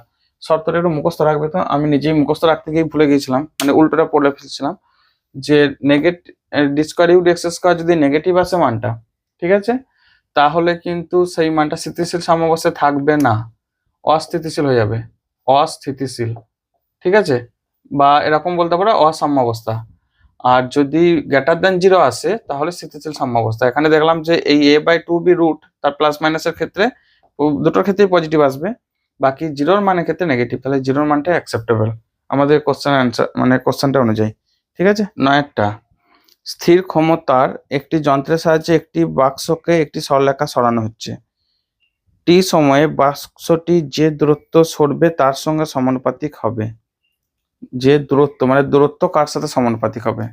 আচ্ছা, ক্ষমতা পি সমান আমরা জানি কৃতকার্য বাই টাইম, কৃতকার্য মানে বল ইন্টু সরণ বাই টাইম, তাহলে F into S by time, তাহলে সরণ বাই সময় মানে হচ্ছে বেগ, তাই তো। তাহলে এখান থেকে লিখছি এই ক্ষমতাটা স্থির বলেছে, তাহলে এফ ইন্টু ভি, এটা কেটি, অর্থাৎ পি সমান কে, স্থির ক্ষমতা মানে একটা ধ্রুবক, এটা হচ্ছে ধ্রুবক, ওকে। তাহলে এখান থেকে কি বলেছে আবার চেক করে দাঁড়াও, স্থির ক্ষমতার একটি যন্ত্রের সাহায্যে একটি বাক্সকে একটি সরলরেখায় সরানো হচ্ছে, টি সময় বাক্সটি যে দূরত্ব সরবে তার সঙ্গে সমানুপাতিক। আচ্ছা, তাহলে কাজ করে পি মানে হচ্ছে এফ ভি, তো এফ ভি সমান কে, এফ মানে কি গো, এফ মানে হচ্ছে এম ইন্টু ডিভিডিটি, ডিভিডিটি ইন্টু ভি সমান কে, তাহলে এখান থেকে ভি ইন্টু ডিভি সমান এমটাও রেখে দিলাম সমান কে ডিটি, তাহলে এখান থেকে M into V square by 2 সমাকলন করলে কে টি, তোমাদের সমাকলন যেহেতু নাই তো সেটা একটা কষ্টদায়ক বটে, এখান থেকে সমাকলন লিখে দিচ্ছি একবারে, তাহলে কে টা সমাকলন হয় না, ধ্রুবকটা বাইরে থাকে। তো এম ভি স্কয়ার বাই 2 সমান কে টি। তাহলে এখান থেকে ভি স্কয়ার সমান 2/m 2k/m ইন্টু টি। তাহলে ভি প্রপোর্শনাল টু কত, টি টু দি পাওয়ার হাফ। এটা পেলাম, দেখো V proportional to T to the power half. এই যে এখান থেকে বর্গমূল করে দাও, এই 2k/m এটা কনস্ট্যান্ট আছে, ঠিক আছে, এটা বর্গমূল হবে না। আচ্ছা, এরপর হচ্ছে সরণ মানে দূরত্বটা, ভি মানে হচ্ছে S by T proportional to T to the power half. তাহলে এস প্রপোর্শনাল টু টিটা গুণ করে দাও ওইদিকে, টি to the power 1/2 into T. তাহলে S proportional to T to the power 3/2, এটাই অ্যান্সার। ওকে, এইখানটা একটু তোমাদের কি বলবো, এটা ক্লাস 12 এর পার্ট, ঠিক আছে। সো তোমাদেরকে এখানটা একটু জাস্ট মাথায় রাখতে হবে, শুধু মনে রাখবে এক্স ডিএক্স এর ইন্টিগ্রেশন হবে x to the power N plus 1, মানে এক্স টু দি পাওয়ার, এটা তো বলেছিলাম বেসিক ফর্মুলা, এইটুকু মনে রাখলেই তোমাদের কাজ খতম। X to the power N dx মানে হচ্ছে X to the power N plus 1 বাই এন প্লাস 1 প্লাস একটা কনস্ট্যান্ট থাকে, এখানে কনস্ট্যান্টটাকে 0 করে নিচ্ছি, সি এর মানটাকে 0 ধরে নিচ্ছি, ঠিক আছে, কনস্ট্যান্টের মান যে কোনো কিছু ধরে যায়, ওটা কোনো ব্যাপার না। ওকে, তাহলে এখানে V proportional to T to the power half মানে S proportional to T to the power 3/2, clear? Okay, হ্যাঁ অ্যান্সার অপশন বি হচ্ছে কারেক্ট অ্যান্সার। অপশন তো লিখতেই হবে, কারেক্ট অ্যান্সার না লিখলে কোশ্চেনটা সমাধান কমপ্লিট হচ্ছে না, ঠিক আছে না। 9 কমপ্লিট 10। সিও অনুতে এটা দুবার কোশ্চেনটা রিপিট করেছে, এর আগের ফার্স্ট পেজেতেই মানে ফার্স্ট মডেল পেপারই তোমরা অলরেডি পেয়েছো, ঠিক আছে। সো আশা করি কোশ্চেনটা অ্যান্সার না বললেও তোমরা পারবে। তো একবার বলে দিচ্ছি, ভরকেন্দ্রের সেই ফর্মুলা 10-এরটা, এক্স সিএম মানে সেন্টার অফ মাস সমান m1 r1, আচ্ছা ভেক্টর সাইন না দিলে কি দরকার আছে, by m1 plus m2। Okay, vector sign দিলাম না, লাস্টে দেখে উত্তর দেখে বসিয়ে দেবো বলে। ওকে, সিও পরমাণু সি আর ও, তো সি হচ্ছে আর এখানে ও আছে, ওকে, দুটো কানেক্টেড। এদের ভর কিন্তু ধরো এই জায়গাটা, তো এর ধরো সি এর আণবিক ভর কত হয়, পারমাণবিক ভর এখানে অণু বলছি না তো তাই আণবিক ভর আসছে না, পারমাণবিক ভর 12, অক্সিজেনের ক্ষেত্রে কত হয় 18, সরি 16, অক্সিজেনের 16, অক্সিজেনের 8×2 = 16, হ্যাঁ। তাহলে এক্ষেত্রে m1 m2 জায়গাগুলো বসিয়ে দাও, 12 r1 16 r2 12 প্লাস 16, তাহলে 12 r1 16 r2 12 প্লাস 16 মানে হচ্ছে 28, 4 দিয়ে ভাগ করে দাও, 4 7 18, তাহলে 3r1, এরপর ভেক্টর সাইন বসিয়ে দিচ্ছি। আমরা এমসিকিউ সলভ করছি বলে ভেক্টর সাইনটা আগে ভাগে দেওয়ার কোনো দরকারই নেই। কে দেখতে যাচ্ছে তোমার সমাধানটা, কেউ দেখবে কি? দেখবে শুধু ওএমআর শিটে তুমি যে গোল মানে বাবলটা বুঝিয়েছো সেটা কোনটা সঠিক। আচ্ছা, 3r1 4r2/7, অপশন ডি হচ্ছে কারেক্ট অ্যান্সার, ঠিক আছে, আশা করি বুঝতে পারা গেছে। নেক্সট 11টা, ভালো করে বুঝে বুঝে করবে, ঠিক আছে। তোমাদের এমসিকিউ কোশ্চেন মানে দাগ দিতে খুব যে হার্ডলি 10 মিনিট কি 15 মিনিট লাগবে পুরো বাবেলগুলো বোঝাতে, কিন্তু তোমাদের যে সমাধানটা ওইটার জন্য কিন্তু দেবে কোশ্চেন পেপারটা 1.5 ঘন্টা বা 2 ঘন্টা টাইম দেওয়া থাকবে শুধুমাত্র এই সমাধানগুলো করে করে বার করার জন্য, বিশেষ করে অঙ্ক ফিজিক্স এইগুলোর ক্ষেত্রে। কেমিস্ট্রিরও অনেক অঙ্ক থাকবে, ঠিক আছে, বায়োলজির সেরকম অঙ্ক তো বিশেষ কিছু থাকে না, কম্পিউটার সায়েন্স হলেও অঙ্ক থাকবে, ওকে। বাকি সাবজেক্ট বাংলা ইংরেজিটার কোনো ব্যাপার না, ওইটা দেখবে আর রাখ দেবে, ওইটা আর কি পড়ার আছে, মানে পড়ার আছে অনেক কিছু কিন্তু অত ভাবার কিছু নেই। ওকে, 11টা, লোহার পাত দ্বারা তৈরি টি বেদ্ধের একটি বৃত্তীয় চাকতি বলেছে। তুমি কল্পনা করো তোমাদের হাতে যে পয়সা কয়েনটা থাকে 5 টাকা বা 10 টাকা 20 টাকার যে কয়েনগুলো, 2 টাকার কয়েন, সেটা একটা চাকতি, ঠিক আছে। চাকতি এক্স এর ব্যাসার্ধ আর এবং আরেকটি বৃত্তীয় চাকতি ওয়াই লোহার পাত দ্বারা নির্মিত, যার বেধ t/4, ব্যাসার্ধ 4r। তাহলে জড়তা ভ্রামক পাতের তলের লম্ব ও ভরকেন্দ্রগামী অক্ষ সাপেক্ষে আইএক্স আইওয়ার এর মধ্যে সম্পর্কটা কি হবে? আচ্ছা, একটা এক্স পাত, ঠিক আছে, আর একটা ওয়াই পাত, এটা 10-এর দাগ তাই তো, দেখে নিতে না, এটা 11-এর দাগ। ও আমরা পিছিয়ে যাচ্ছি কেন, এগিয়ে যাব, চোখগুলো সামনের দিকে, সুতরাং এগিয়ে চলো, পিছিয়ে যাওয়া যাবে না। আর যদি ইচ্ছা থাকে উপর দিকে যাওয়ার, বড় কিছু করার, তাহলে সিঁড়িতে যখন উপর দিকে উঠছো আর পিছনে তাকাবে না। আশা করি মানেটা বুঝতে পারলে। তোমার যদি বড় কিছু করার ইচ্ছা থাকে, বড় কিছু স্বপ্ন থাকে, পিছনে কবে কি অতীতে কি হয়ে গেছে, রিলেশনশিপ ব্রেক হয়ে গেছে, রেজাল্ট খারাপ হয়ে গেছে, কোনো একটা বাবা মায়ের দুর্ঘটনা ঘটে গেছে, বা যাই ঘটে যাক না কেন, ঠিক আছে, পিছন ফিরে বেশি তাকাবে না, যেটা হয়ে গেছে ওভারকাম করে বেরিয়ে চলো এবং পরেরটার জন্য তৈরি হতে থাকো। এই পৃথিবীতে কেউ কিন্তু থেমে নেই, সবাই চলছে, যে থেমে যাবে সে সেখানেই শেষ, ঠিক আছে।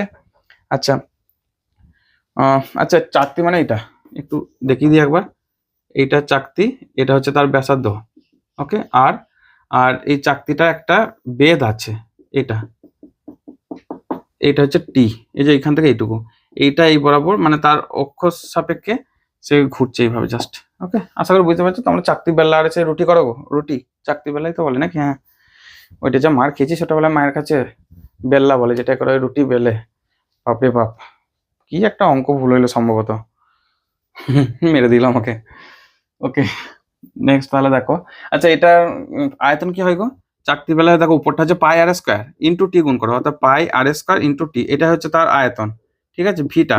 তাহলে ভি ইন্টু রো করে দিলেই তো এম হয়ে যাবে ভরটা, তার মানে এটা কি হবে পাই আর স্কোয়ার টি ইন্টু টি মানে এখানে থিকনেস, ওকে, ইন্টু রো। আশা করি এটা থিওরি, এটা সূত্রে একটা মুখস্থ রাখতে পারবে। এরপর এক্স চাকতি আর ওয়াই চাকতির জন্য মানগুলো বসিয়ে দাও।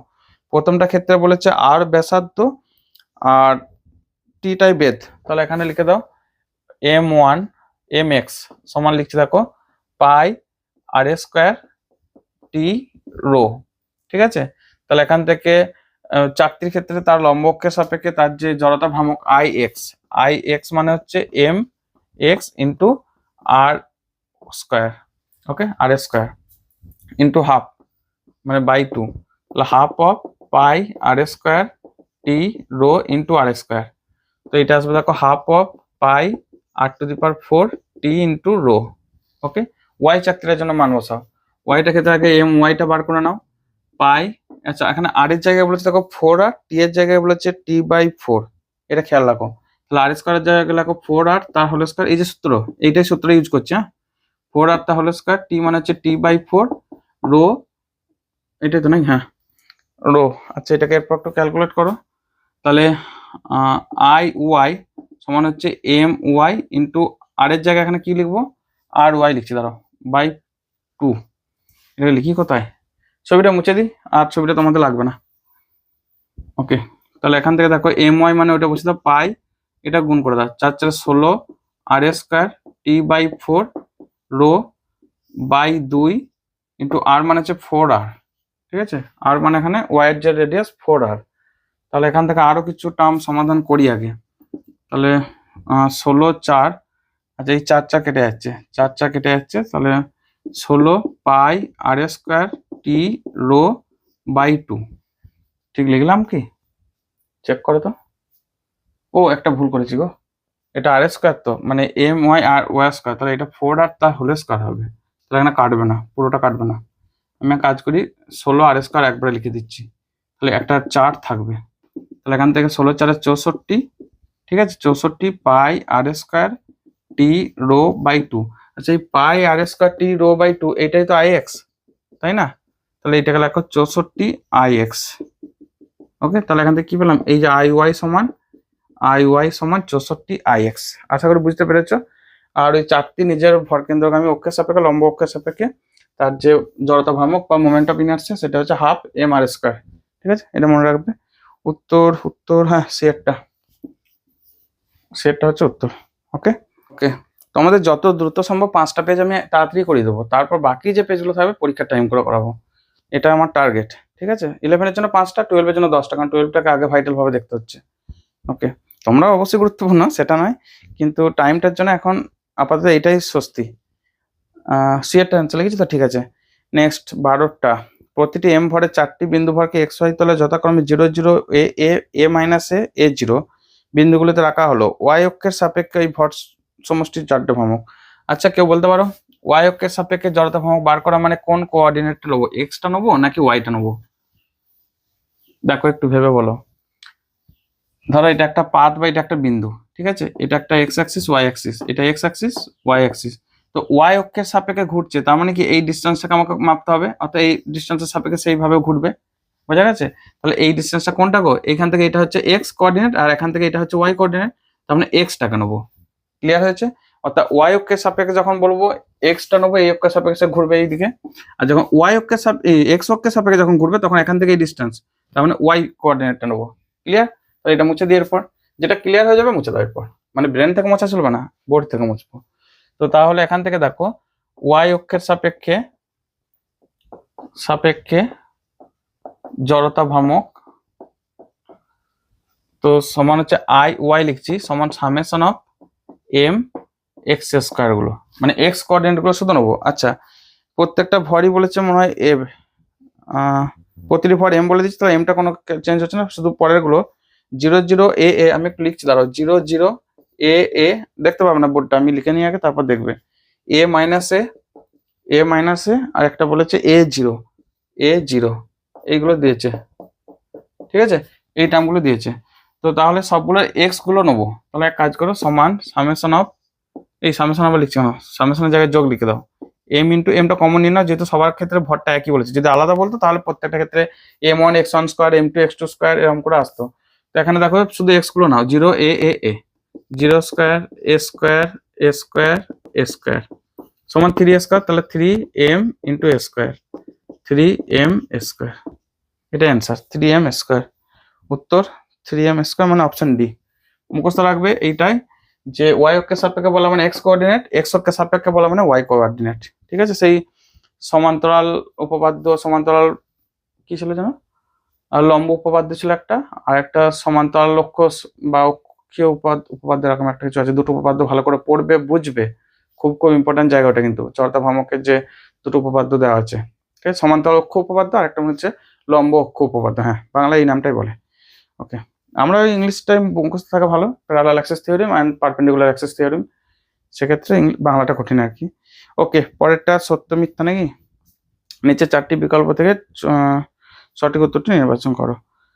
ওমেগা এর মাত্রিক সংকেত হলো m0 l0 t, দাঁড়াও তাহলে লিখে দিচ্ছি, টি তো নয় তোমরা জানো, ওমেগা মানে কি θ/t, থিটার মাত্র যদি রেডিয়ানে বা রেডিয়ানে আরে মাপি, তো এটা মাত্রাহীন, এটা হচ্ছে টি, তাহলে এটা হবে টি ইনভার্স, এটা লেখা আছে m0 l0 t ইনভার্স, ঠিক আছে। তাহলে প্রথমে একটা মিথ্যা, আর ওমেগার মাত্রিক সংকেত একই দিয়েছে, দুটোকে দিয়েছে, তাহলে দুইয়েরটা সত্য, তাহলে এখান থেকে লিখছি একেরটা মিথ্যা, দুইয়েরটা সত্য, ঠিক আছে। তিনেরটা কি বলেছে আবার দেখি, তিনেরটা বলেছে ওয়াই সমান a sin omega t minus K x সমীকরণে ওমেগা টি মাইনাস কে এক্স হলো মাত্রাহীন, হ্যাঁ, ওয়াই সমান a sin omega t minus K x, তো এটাকে লিখতে পারি তো a sin থিটা, তো সাইন থিটা, দেখো থিটার মানটা কি হয়, মাত্রাহীন হয়, রেডিয়ানে যদি মাপি, তাহলে থিটা মাত্রাহীন মানে এই পুরো টার্মটা মাত্রাহীন, তাহলে এটা সত্য। তাহলে কি দাঁড়ালো, এক একটা মিথ্যা, মিথ্যা বলতে কাটা চিহ্ন, এটা ঠিক চিহ্ন দিয়েছি, বুঝে নেবে তোমরা, যথেষ্ট বোঝার দিক থেকে পারদর্শী। শুধু একটাই পারদর্শী নাও, ছেলেরা মেয়েদের মন বুঝতে পারে না, মেয়েরা ছেলেদের মন বুঝতে পারে না, আর সেখানেই ঘটে যত ঝামেলা, বুঝলে। এই সময়টা তোমাদের জন্য একটা ঝড় ঝঞ্ঝাটের সময়, মানে তুমি পড়াশোনা করছো, মন পড়ে আছে তার দিকে, সে কি বললো, সে কি চাইছে, সে অ্যাকসেপ্ট করবে তো সবকিছু। এখানে আমার একটা সাজেশন, কারোর মন বোঝার দরকার নেই, তুমি তোমার পড়াটা বোঝো, একবার এটা যদি বুঝে নিজের জায়গা তৈরি করে নিতে পারো, বুঝলে, তখন কতজন তোমার মন বুঝতে শুরু করে দেবে।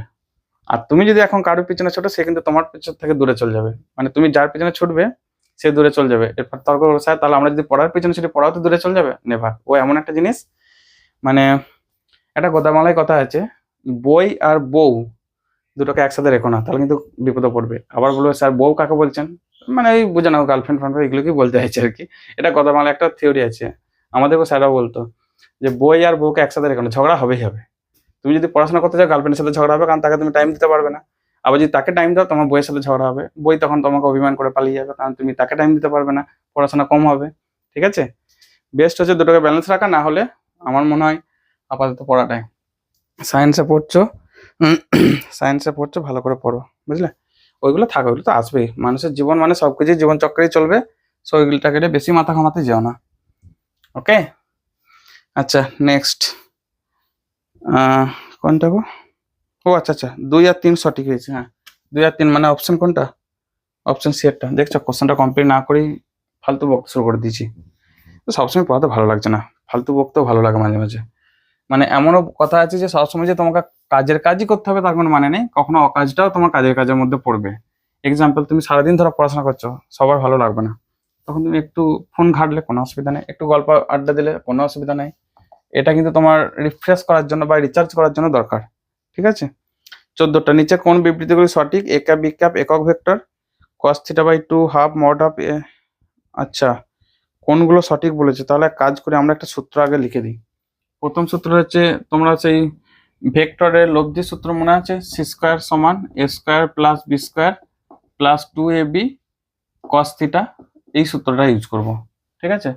তো দেখো সি স্কোয়ার মানে হচ্ছে এখানে লব্ধিটা বার করব, ওকে, তাহলে সি ক্যাপ মানে হচ্ছে এ ক্যাপ, আচ্ছা C cap A cap plus B cap, তার মড তার হোল স্কোয়ার, সি মানে এটা, তাহলে এখানে আসবে A cap square plus B cap square plus 2ab A cap B cap, এগুলো মড নেওয়া হয়, ঠিক আছে।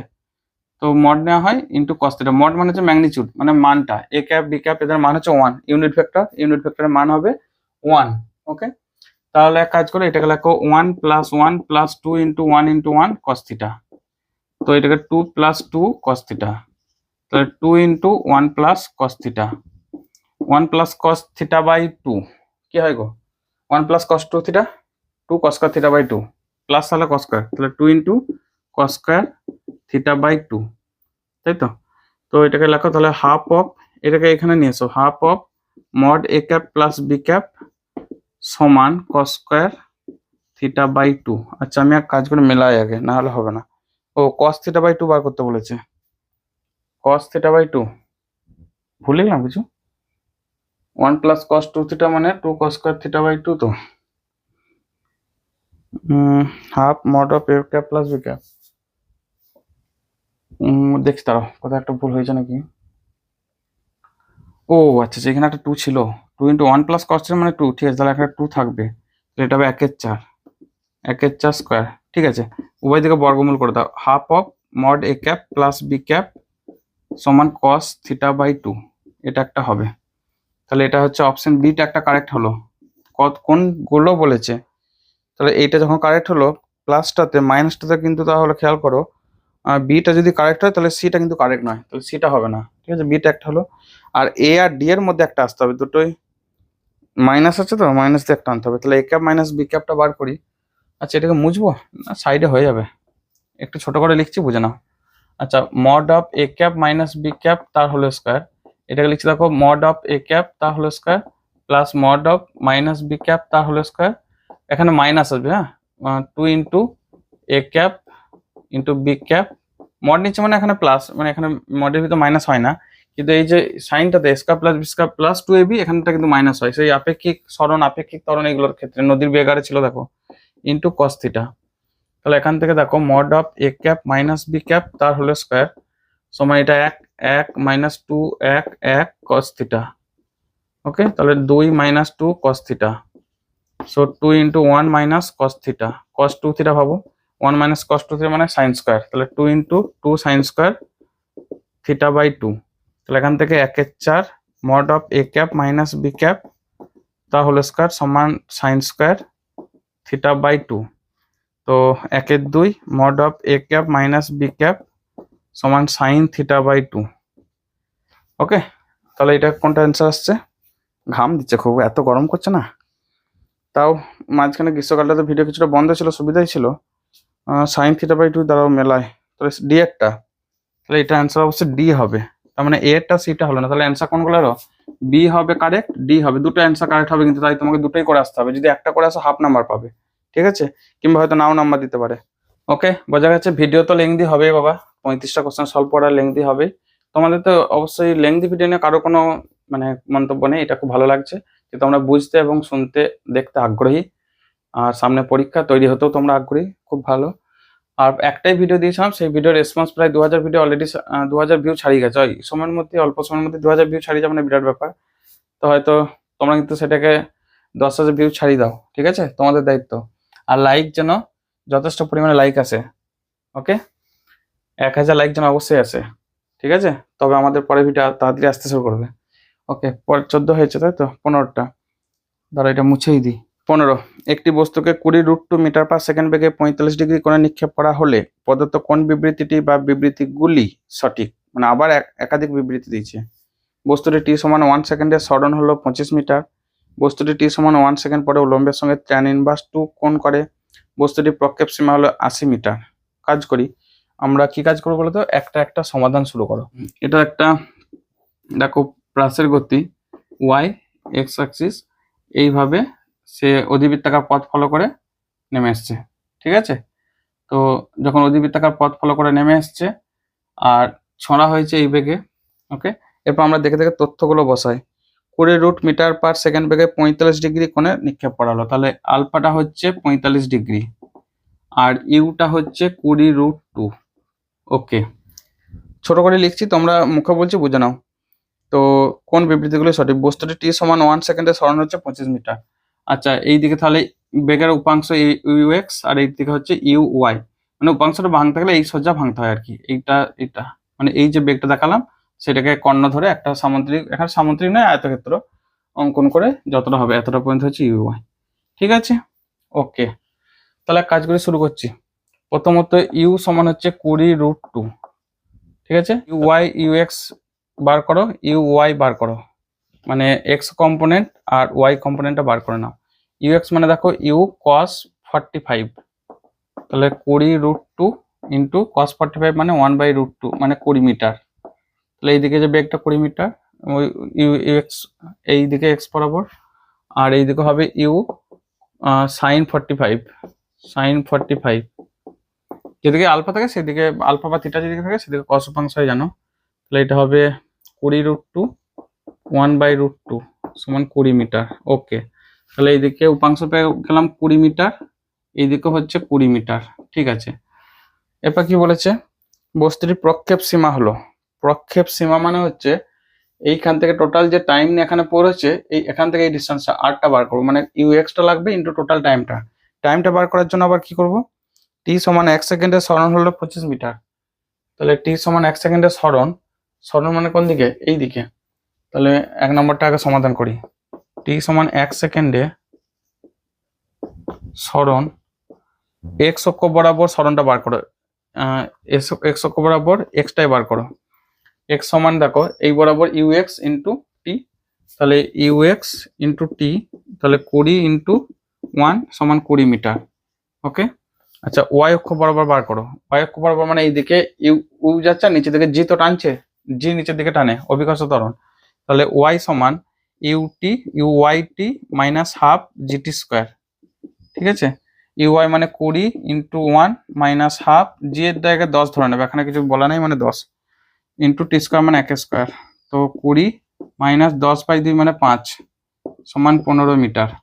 ওকে, তাহলে টি সমান 1 সেকেন্ডের সরণ, সরণ মানে এখানে কোথা থেকে ধরবো? এই মূল বিন্দু থেকে সরণটা, এই ও বিন্দু থেকে কতটা সরে যাচ্ছে সেটা।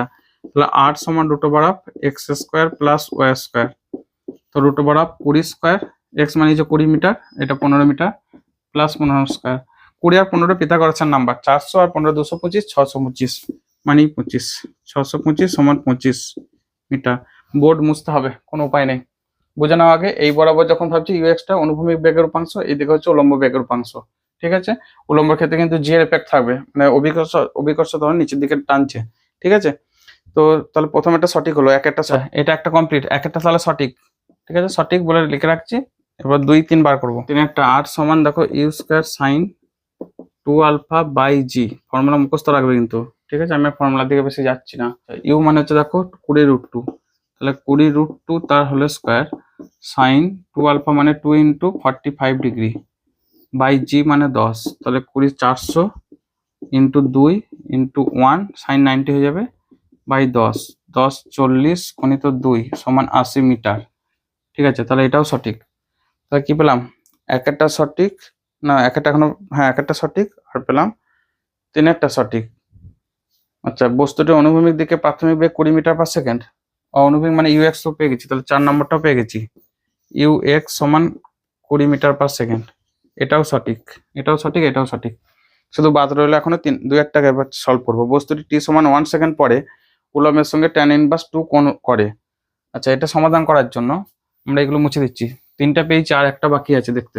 ঠিক আছে, তো 2 একটা সমাধান করার জন্য টি সমান 1 সেকেন্ড পরে তার এইদিকে ধরো সাপোজ কিছুটা দূরত্ব উঠলো। ওকে, তো সেক্ষেত্রে যখন এই দূরত্ব উঠছে উলম্বের সাথে কোণ মানে এই অ্যাঙ্গেলটা কত বার করতে হবে? তো টি সমান 1 সেকেন্ডে তার বেগের উপাংশগুলো বার করলাম। 1 সেকেন্ড পরে ইউ এক্স সমান কত আর ইউ ওয়াই সমান কত, এই দুটো বেগকে আগে বার করে নিতে হবে। সেটা বার করবো কি করে? শুরুতে প্রাথমিক বেগ 20 মিটার পার সেকেন্ড, তাহলে ইউ এক্স সমান ইউ 0 উপর দিয়ে যখন minus GT, U 0 minus GT মানে হচ্ছে প্রাথমিক বেগের সাপেক্ষে উপর দিকে কিন্তু জি পরিমাণ কমাবে। ঠিক আছে, তাহলে এটা হবে ইউ 0 মানে 20, প্রথমে যেটা এক্স 0 বলে লিখছি, ধরো এক্স 0 অর্থাৎ না এক্স নাকি ভুল লিখছি, এটা ওয়াইটা, তাহলে এটা ওয়াই 0 অর্থাৎ উলম্ব বরাবর তার বেগের উপাংশ ইউ ওয়াই তে ভাববে মাইনাস জিটি, কারণ জিটা তখন নিচের দিকে টানছে। তাহলে এটা হচ্ছে 20 মাইনাস জি মানে 10 ইন্টু টি মানে 1, তাহলে 10 metre per second. Okay, U এক্সটা বার করো, ইউ এক্স। তো এই বরাবর তো ইয়ে নেই, মানে অভিকর্ষ ত্বরণ নেই, তাহলে এই বরাবর একই থাকবে বেগটা, তাহলে সেক্ষেত্রে হবে 20 মিটার পার সেকেন্ড। তাহলে ট্যান থিটা সমান এই বরাবর ইউ এক্স, এই বরাবর হচ্ছে ইউ ওয়াই, ঠিক আছে, ইউ ওয়াই। তাহলে ইউ এক্স যখন উলম্বের সাথে অ্যাঙ্গেল বলছে মানে এটা U X by U Y, তাহলে U X by U Y, U X মানে কত 20 বাই 10 মানে 2, তাহলে থিটা সমান হবে ট্যান ইনভার্স 2, ঠিক আছে। এটাও তার মানে সঠিক, তার মানে সবগুলোই সঠিক। অপশন দেখো তো।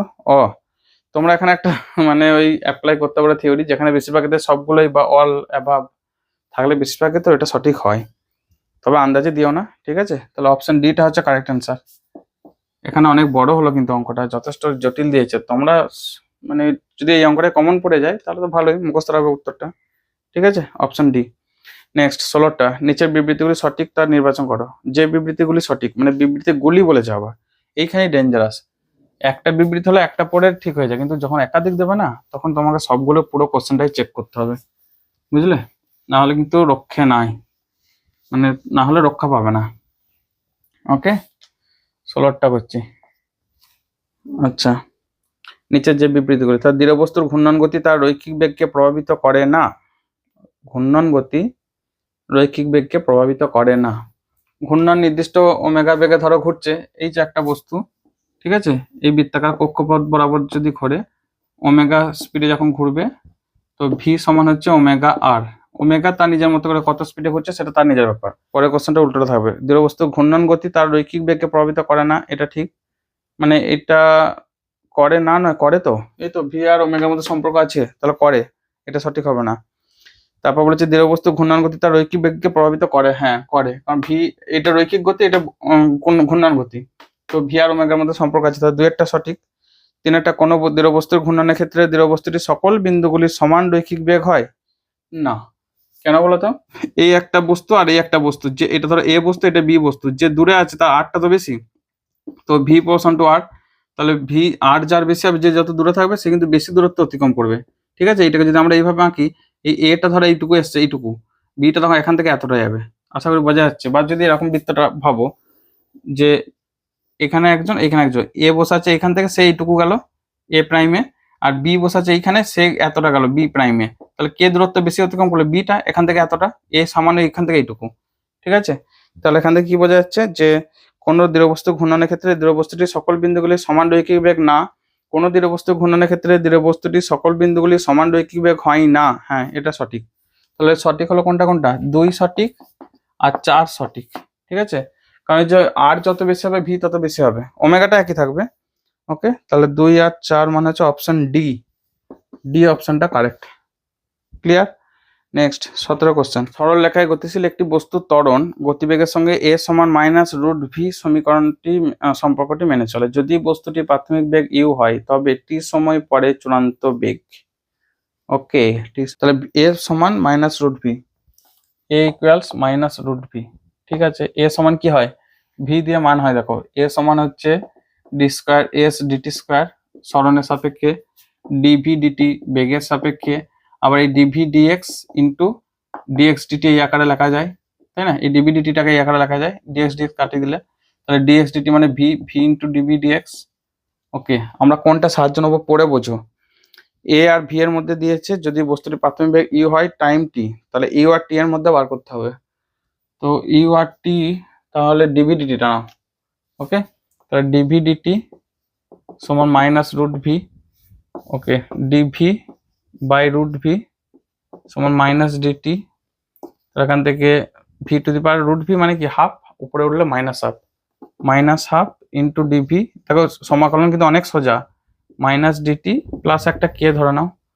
আচ্ছা, X to the power N dx মানে X to the power N dx মানে বলেছে না পাওয়ারটা এক ঘর যোগ করো বাই এটা, তাহলে এখান থেকে হবে দেখো V to the power minus half plus 1 by minus half plus 1 সমান মাইনাস টি প্লাস কে। এখান থেকে V to the power half মানে রুট ভি, এখানে হাফ মানে হচ্ছে 2 রুট ভি সমান মাইনাস টি প্লাস কে। একটা শর্ত বলে দিয়েছে, কি সেই শর্ত, প্রাথমিক বেগ ইউ, প্রাথমিক বেগ মানে হচ্ছে টি সমান 0-তে, যা স্টার্টিং সময়। তাহলে টি সমান 0 হলে ভি সমান ইউ বসাও। তাহলে 2√u সমান হচ্ছে কে। তাহলে কে এর মানটা কি পেলাম, 2√u প্লাস কে, এটা বসিয়ে দাও। অতএব এর জায়গায় এখানে বসিয়ে দাও 2√v সমান 2√u মাইনাস টি। ঠিক আছে, কে এর জায়গায় এটা বসিয়ে দিলাম। তাহলে এখান থেকে পাচ্ছি 2 ইন্টু √v, আচ্ছা বর্গ করে দেবে, তাই করে দাও। তাহলে এখান থেকে দেখো 4 ইন্টু ভি সমান 4 into U plus T square minus 2, কি জানতে চেয়েছিল আগে, দাঁড়াও তো, চূড়ান্ত বেগ minus 2 into 2√u into T. তাহলে এখান থেকে 4v সমান 4u plus T square minus 4√u into T, ঠিক লিখলাম। তো এখান থেকে 4 দিয়ে ভাগ, তাহলে v সমান u plus T square by 4 minus √u into theta বাইরে কিন্তু রুটের মধ্যে নাই, উত্তর মেলাও আগে। u plus T square by 4, হ্যাঁ মাইনাস √u টি, টিটা রুটের ভিতরে ঢুকলো কি করে, আমার তো রুটের বাইরে আসছে, চেক একবার, দাঁড়াও তো √v সমান টি টি টি টি, ঠিক আছে, এখানেও টি টি স্কোয়ার রুটের বাইরে, বুঝলে উত্তরটা একটু ভুল আছে, ওখানে রুটের মধ্যে ইউ আর টি দুটোকেই ঢুকে দিয়েছে, U plus T square by 4। Okay, option এটা অ্যান্সার হবে, কিন্তু এই যে রুটটা ইউটা রুটের মধ্যে, টিটা কিন্তু রুটের বাইরে, ওখানে উত্তরটা একটু ভুল আছে, চেক করে নেবা। ঠিক আছে, অপশনে 18টা একটি কণার মূলবিন্দু সাপেক্ষে অবস্থান ভেক্টর আর ভেক্টর দেওয়া আছে, তো এ বি সি ধ্রুবক, কণাটির উড্ডয়নকাল কত। ওকে, উড্ডয়নকাল মানে যখন বলছে প্রাসের গতি বুঝে নাও এইভাবে। তো কোন এক সময় এখানে তার অবস্থান ভেক্টর আর ভেক্টর সমান X I cap plus Y J cap দেওয়া আছে। ঠিক আছে, তাহলে এখান থেকে এটা হচ্ছে তার এক্স অক্ষ, এক্স দূরত্ব, এখান থেকে এটা হচ্ছে ওয়াই দূরত্ব। ক্লিয়ার? ওকে, এরপর বলেছে, আগে লিখে নিয়ে দাও, আর ভেক্টর এটি আই ক্যাপ, আর ভেক্টর সমান এটি আই ক্যাপ প্লাস এটি আই ক্যাপ প্লাস বিটি মাইনাস সিটি স্কোয়ার, বিটি minus city square J cap, কিছু একটা আছে এর সাথে, বিটি minus city square J cap. ঠিক আছে, এবিসি ধরবা, কোনটি উড্ডয়নকাল। তো উড্ডয়নকাল বার করার জন্য দেখো, উঠছে মানে কি একটু বোঝো, এটা ওয়াই এটা এক্স, উঠছে মানে এইদিকে হয়ে গিয়ে আবার এখানে ফিরে এসছে, তার মানে খেয়াল করে এক্স অক্ষের সাপেক্ষে এক্স অক্ষ বরাবর তার একটা সরণ পাচ্ছি, কিন্তু ওয়াই অক্ষ বরাবর যখন ভাববো তখন এই লেভেলটা, এই যে লেভেলটা, সেটা একই লেভেলে ফিরে আসছে, তার মানে তার ওয়াই অক্ষ বরাবর কোনো সরণ হয়েছে কি, হয়নি, জিরো লেভেল। আরেকবার বলছি, যে এক্স অক্ষ বরাবর তার অবস্থায় একটা সরণ তৈরি হয়েছে এখান থেকে এতটা, কিন্তু যদি ওয়াই অক্ষ বরাবর সরণের কথা ভাবি, তাহলে কিন্তু সে পুনরায় ওই লেভেলেই ফিরে এসে, একই তলে ফিরে এসে, তার মানে কি ওয়াই অক্ষ বরাবর সে যায়নি, তার মানে ওয়াই অক্ষ বরাবর কোনো সরণও হয়নি। ক্লিয়ার হয়েছে? তাহলে ওয়াই অক্ষ বরাবর যখন সরণটা জিরো, তাহলে ওয়াই এর টার্মটাকে জিরো করে দাও, অর্থাৎ এটাকে লেখো X I cap plus Y J cap, এখানে ওয়াইটাকে জিরো করে দাও, তাহলে পেয়ে যাবে। ঠিক আছে, কারণ ওয়াইটাকে উড্ডয়নকাল মানে হচ্ছে সে যে টাইম ধরে উঠবে সেই টাইমে সে আবার এই প্লেনেই ফিরে আসবে, তার মানে তার ওয়াইটা জিরো হবে। তো সেক্ষেত্রে বিটি, এটা এই বিটি minus city square zero, city square সমান জিরো, তাহলে টি কমন নাও, বি মাইনাস সিটি সমান জিরো, তাহলে একটা হবে টি সমান জিরো, সেটা কোন টাইমটা, এই দেখো ও বিন্দুতে, আর একটা ধরো এটা এ বিন্দু বলছি, তো ও বিন্দুতে সে টি সমান জিরো মানে স্টার্টিং এ, তখন কিন্তু তার সরণটা জিরো, সে স্টার্টই করেনি, মানে ওয়াই অক্ষ দিকে যায়নি। আর একটা হবে এই জায়গাটাতে, মানে ওয়াই অক্ষ বরাবর যায়নি, এক্স এর থেমে গেছে, তাহলে সেটা হচ্ছে বি মাইনাস সিটি সমান জিরো, এটা অ্যাকচুয়ালি উড্ডয়নকাল। তাহলে বি মাইনাস সিটি, টি এর জায়গায় ক্যাপিটাল টি, টি সমান বি বাই সি। ঠিক আছে, বি বাই সি, অপশন ডিটা হচ্ছে কারেক্ট অ্যান্সার। মনে রাখবে যে এক্ষেত্রে ওয়াই কম্পোনেন্ট বা ওয়াই উপাংশ সমান জিরো, এটা খেয়াল রাখবে, কারণ উড্ডয়নকাল মানে আমরা এক্স অক্ষ বরাবর সরণ পাচ্ছি, ওয়াই অক্ষ বরাবর কোনো সরণ পাচ্ছি না। ওকে, এটা কত, 18 ছিল তো, হ্যাঁ 18। 19, একটি ক্রিকেট ম্যাচে 200 গ্রাম ভরে 15 মিটার পার সেকেন্ড বেগে গতিশীল একটি ক্রিকেট বলকে বাউন্ডারির কাছে একজন ফিল্ডার 0.5 সেকেন্ডের মধ্যে তালুবন্দি করেন, এক্ষেত্রে বলটির উপর প্রযুক্ত ঘাত। তালুবন্দি করা মানে ফাইনাল বেগটা সে জিরো করে নিল, জাস্ট এসে বলটা এলো উপর থেকে এবার ক্যাচ করে ধরে নিল, তার মানে জিরো হয়ে গেল। আবার যদি সে ফিরে যায় তখন কিন্তু উল্টো বেগে, মানে যে বেগে আসলো তার নেগেটিভ বেগে উল্টো দিকে চলে যাচ্ছে। তো তাহলে ভিটা এখানে জিরো ধরছি, ইউটা এখানে বলেছে কত 15, আর এমটা হচ্ছে 200 গ্রাম, 15 মিটার পার সেকেন্ড, এমটা হচ্ছে 200 গ্রাম। তো এটাকে এসআই করে নাও 0.2 কেজি, কারণ উপরে একটা এসআই আছে, তাহলে এখানে জানতে কি চাইছে, প্রযুক্ত ঘাত, ঘাত মানে কি, আই, আই সমান impulse F into T, M V minus M U, M মানে 0.2, ভি মানে ফাইনাল বেগ 0 হলো নাকি, হ্যাঁ 0, মাইনাস ইউ মানে হচ্ছে 15 সমান 0.2 ইন্টু মাইনাস 15 মাইনাস 2 15 30, তাই তো 0.3, না জিরোটা থাকছে না, পয়েন্টটা থাকছে না, 3 Newton, minus 3 Newton second, Newton second, হ্যাঁ ফোর্স মানে নিউটন টাইম সেকেন্ড, ঠিক আছে। তাহলে এটা হিসাবে অ্যান্সারটা সি। যদি বলতো আবার যে ফ্রি দিচ্ছে বলটা, তাহলে কিন্তু এখানে 0 হতো না, ফের ওই যে বেগে ফ্রি দিচ্ছে মানে কি 15 বেগে, 15 মাইনাস ও মাইনাস 15 এইভাবে আসতো আর কি, ঠিক আছে। ওকে ওকে, নেক্সট 19 কমপ্লিট। নেক্সট 20, ক্রম হ্রাসমান মন্দন। ক্রম হ্রাসমান মানে কন্টিনিউ কমছে, কোনটা হবে, ডি এরটা দেখো ক্রম হ্রাসমান মন্দন, ঠিক আছে।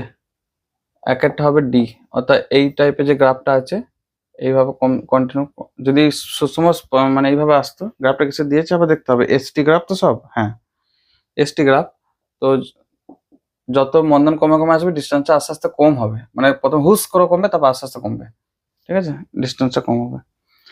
আচ্ছা তারপর তাহলে এক একটা হবে অ্যান্সার ডি, উত্তর খোঁজো তো, একটা অ্যান্সার আছে তো সি এরটা অ্যান্সার করে দাও, বাকিগুলো একটু বোঝানো। যেমন ক্রম বর্ধমান মন্দন, ক্রম বর্ধমান মন্দন মানে হচ্ছে তোমার এইভাবে, দুয়েরটা হবে ই, এইভাবে কোথায় গেল, এটা ক্রম বর্ধমান মন্দন, এটা দুয়েরটা হচ্ছে ই অপশন, ঠিক আছে, এইভাবে দেখে একটু করো। আর তিনেরটা কি বলেছে, ক্রম হ্রাসমান ত্বরণ, তো ক্রম হ্রাসমান ত্বরণ মানে বিরাট স্পিডে বাড়ছে না, তিনেরটা সি, চারেরটা এ, তাহলে ওই সি অপশন থেকে বসি নাও, অপশন সি, ঠিক আছে।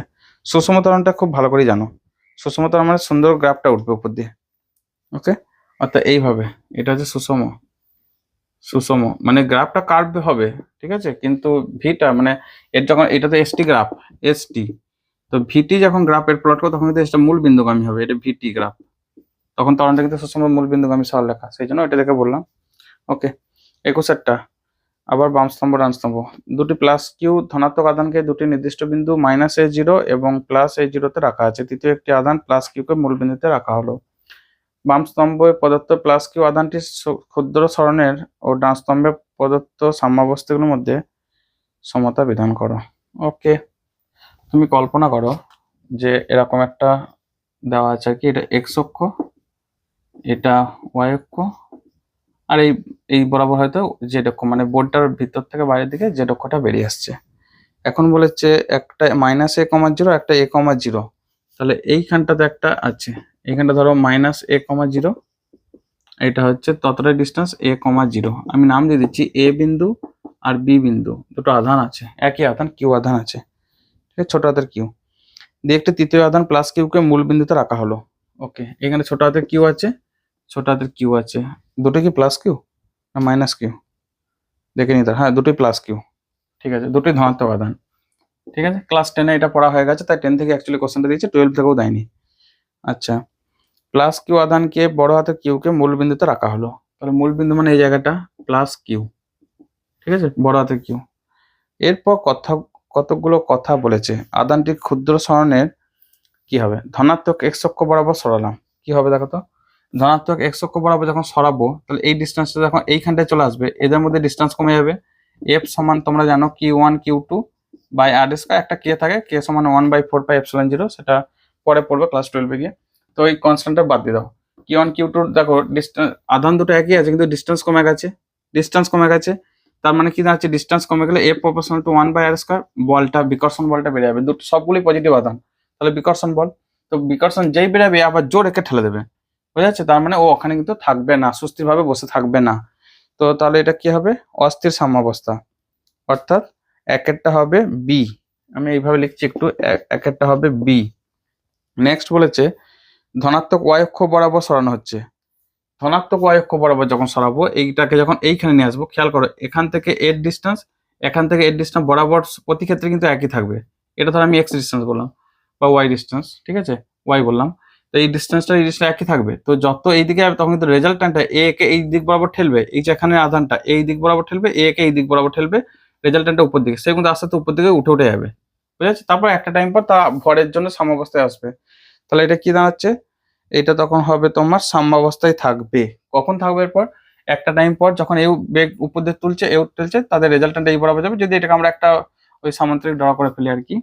তো তারপর আধানটা ভর আছে, তো ভরটা নিচের দিকে, এমজি নিচের দিকে আর উপর দিকে ফোর্স, দুটো মিলে যখন ব্যালেন্স করবে তখন সাম্যাবস্থায় থাকবে। তাহলে দুইয়েরটা অ্যান্সার কি হতে পারে, ডি এরটা, ঠিক আছে, সাম্যাবস্থায় থাকবে। ধনাত্মক জেড অক্ষ বরাবর, আচ্ছা এইটা একটা ইন্টারেস্টিং, ওয়াই অক্ষ বরাবর নিয়ে যা আর এই বরাবর জেড অক্ষ বরাবর নিয়ে যা। খেয়াল করো আমার পেনটাকে জেড অক্ষ ভাবো, তো ধরো এই পেনের ডগাটাতে আধানটা এনে বসিয়ে দিলাম, উপর থেকে নিয়ে এসে এইখানে বসিয়ে দিলাম, তাহলে এখান থেকে ডিস্টেন্স যা থাকবে এখান থেকে ডিস্টেন্স একই থাকবে, ঠিক আছে, বোঝা যাচ্ছে? এখান থেকে এই ডিস্টেন্স আর এখান থেকে এই ডিস্টেন্স একই থাকবে, তো একই কেস হবে, মানে ওয়াই অক্ষের যা হচ্ছে জেড অক্ষেরও সেই একই কেস হবে। ওকে, তাহলে এটাও কিন্তু সাম্যাবস্থায় থাকবে, অর্থাৎ 3-এর এ, এটা সুস্থির সাম্যাবস্থা, এই বরাবর বলছে তখন সুস্থির, তাহলে তাই হোক, একই জিনিস হবে এটা অ্যাকচুয়ালি, 3-এরও এ। তারপর বলেছে যে এক্স সমান ওয়াই সরলরেখা বরাবর, এক্স সমান ওয়াই সরলরেখা, তার মানে কি, সরলরেখাটা হবে এই বরাবর, এইটা এক্স সমান তো ওয়াই সরলরেখা, তাহলে এই বরাবর যখন সরাবো এই আদানটাকে, তো এর থেকে ডিস্টেন্স বাড়ছে এর থেকে ডিস্টেন্স কমছে হিসাব মতো, তো তখন কিন্তু আবার সেই সাম্যাবস্থা থাকছে না, ঠিক আছে?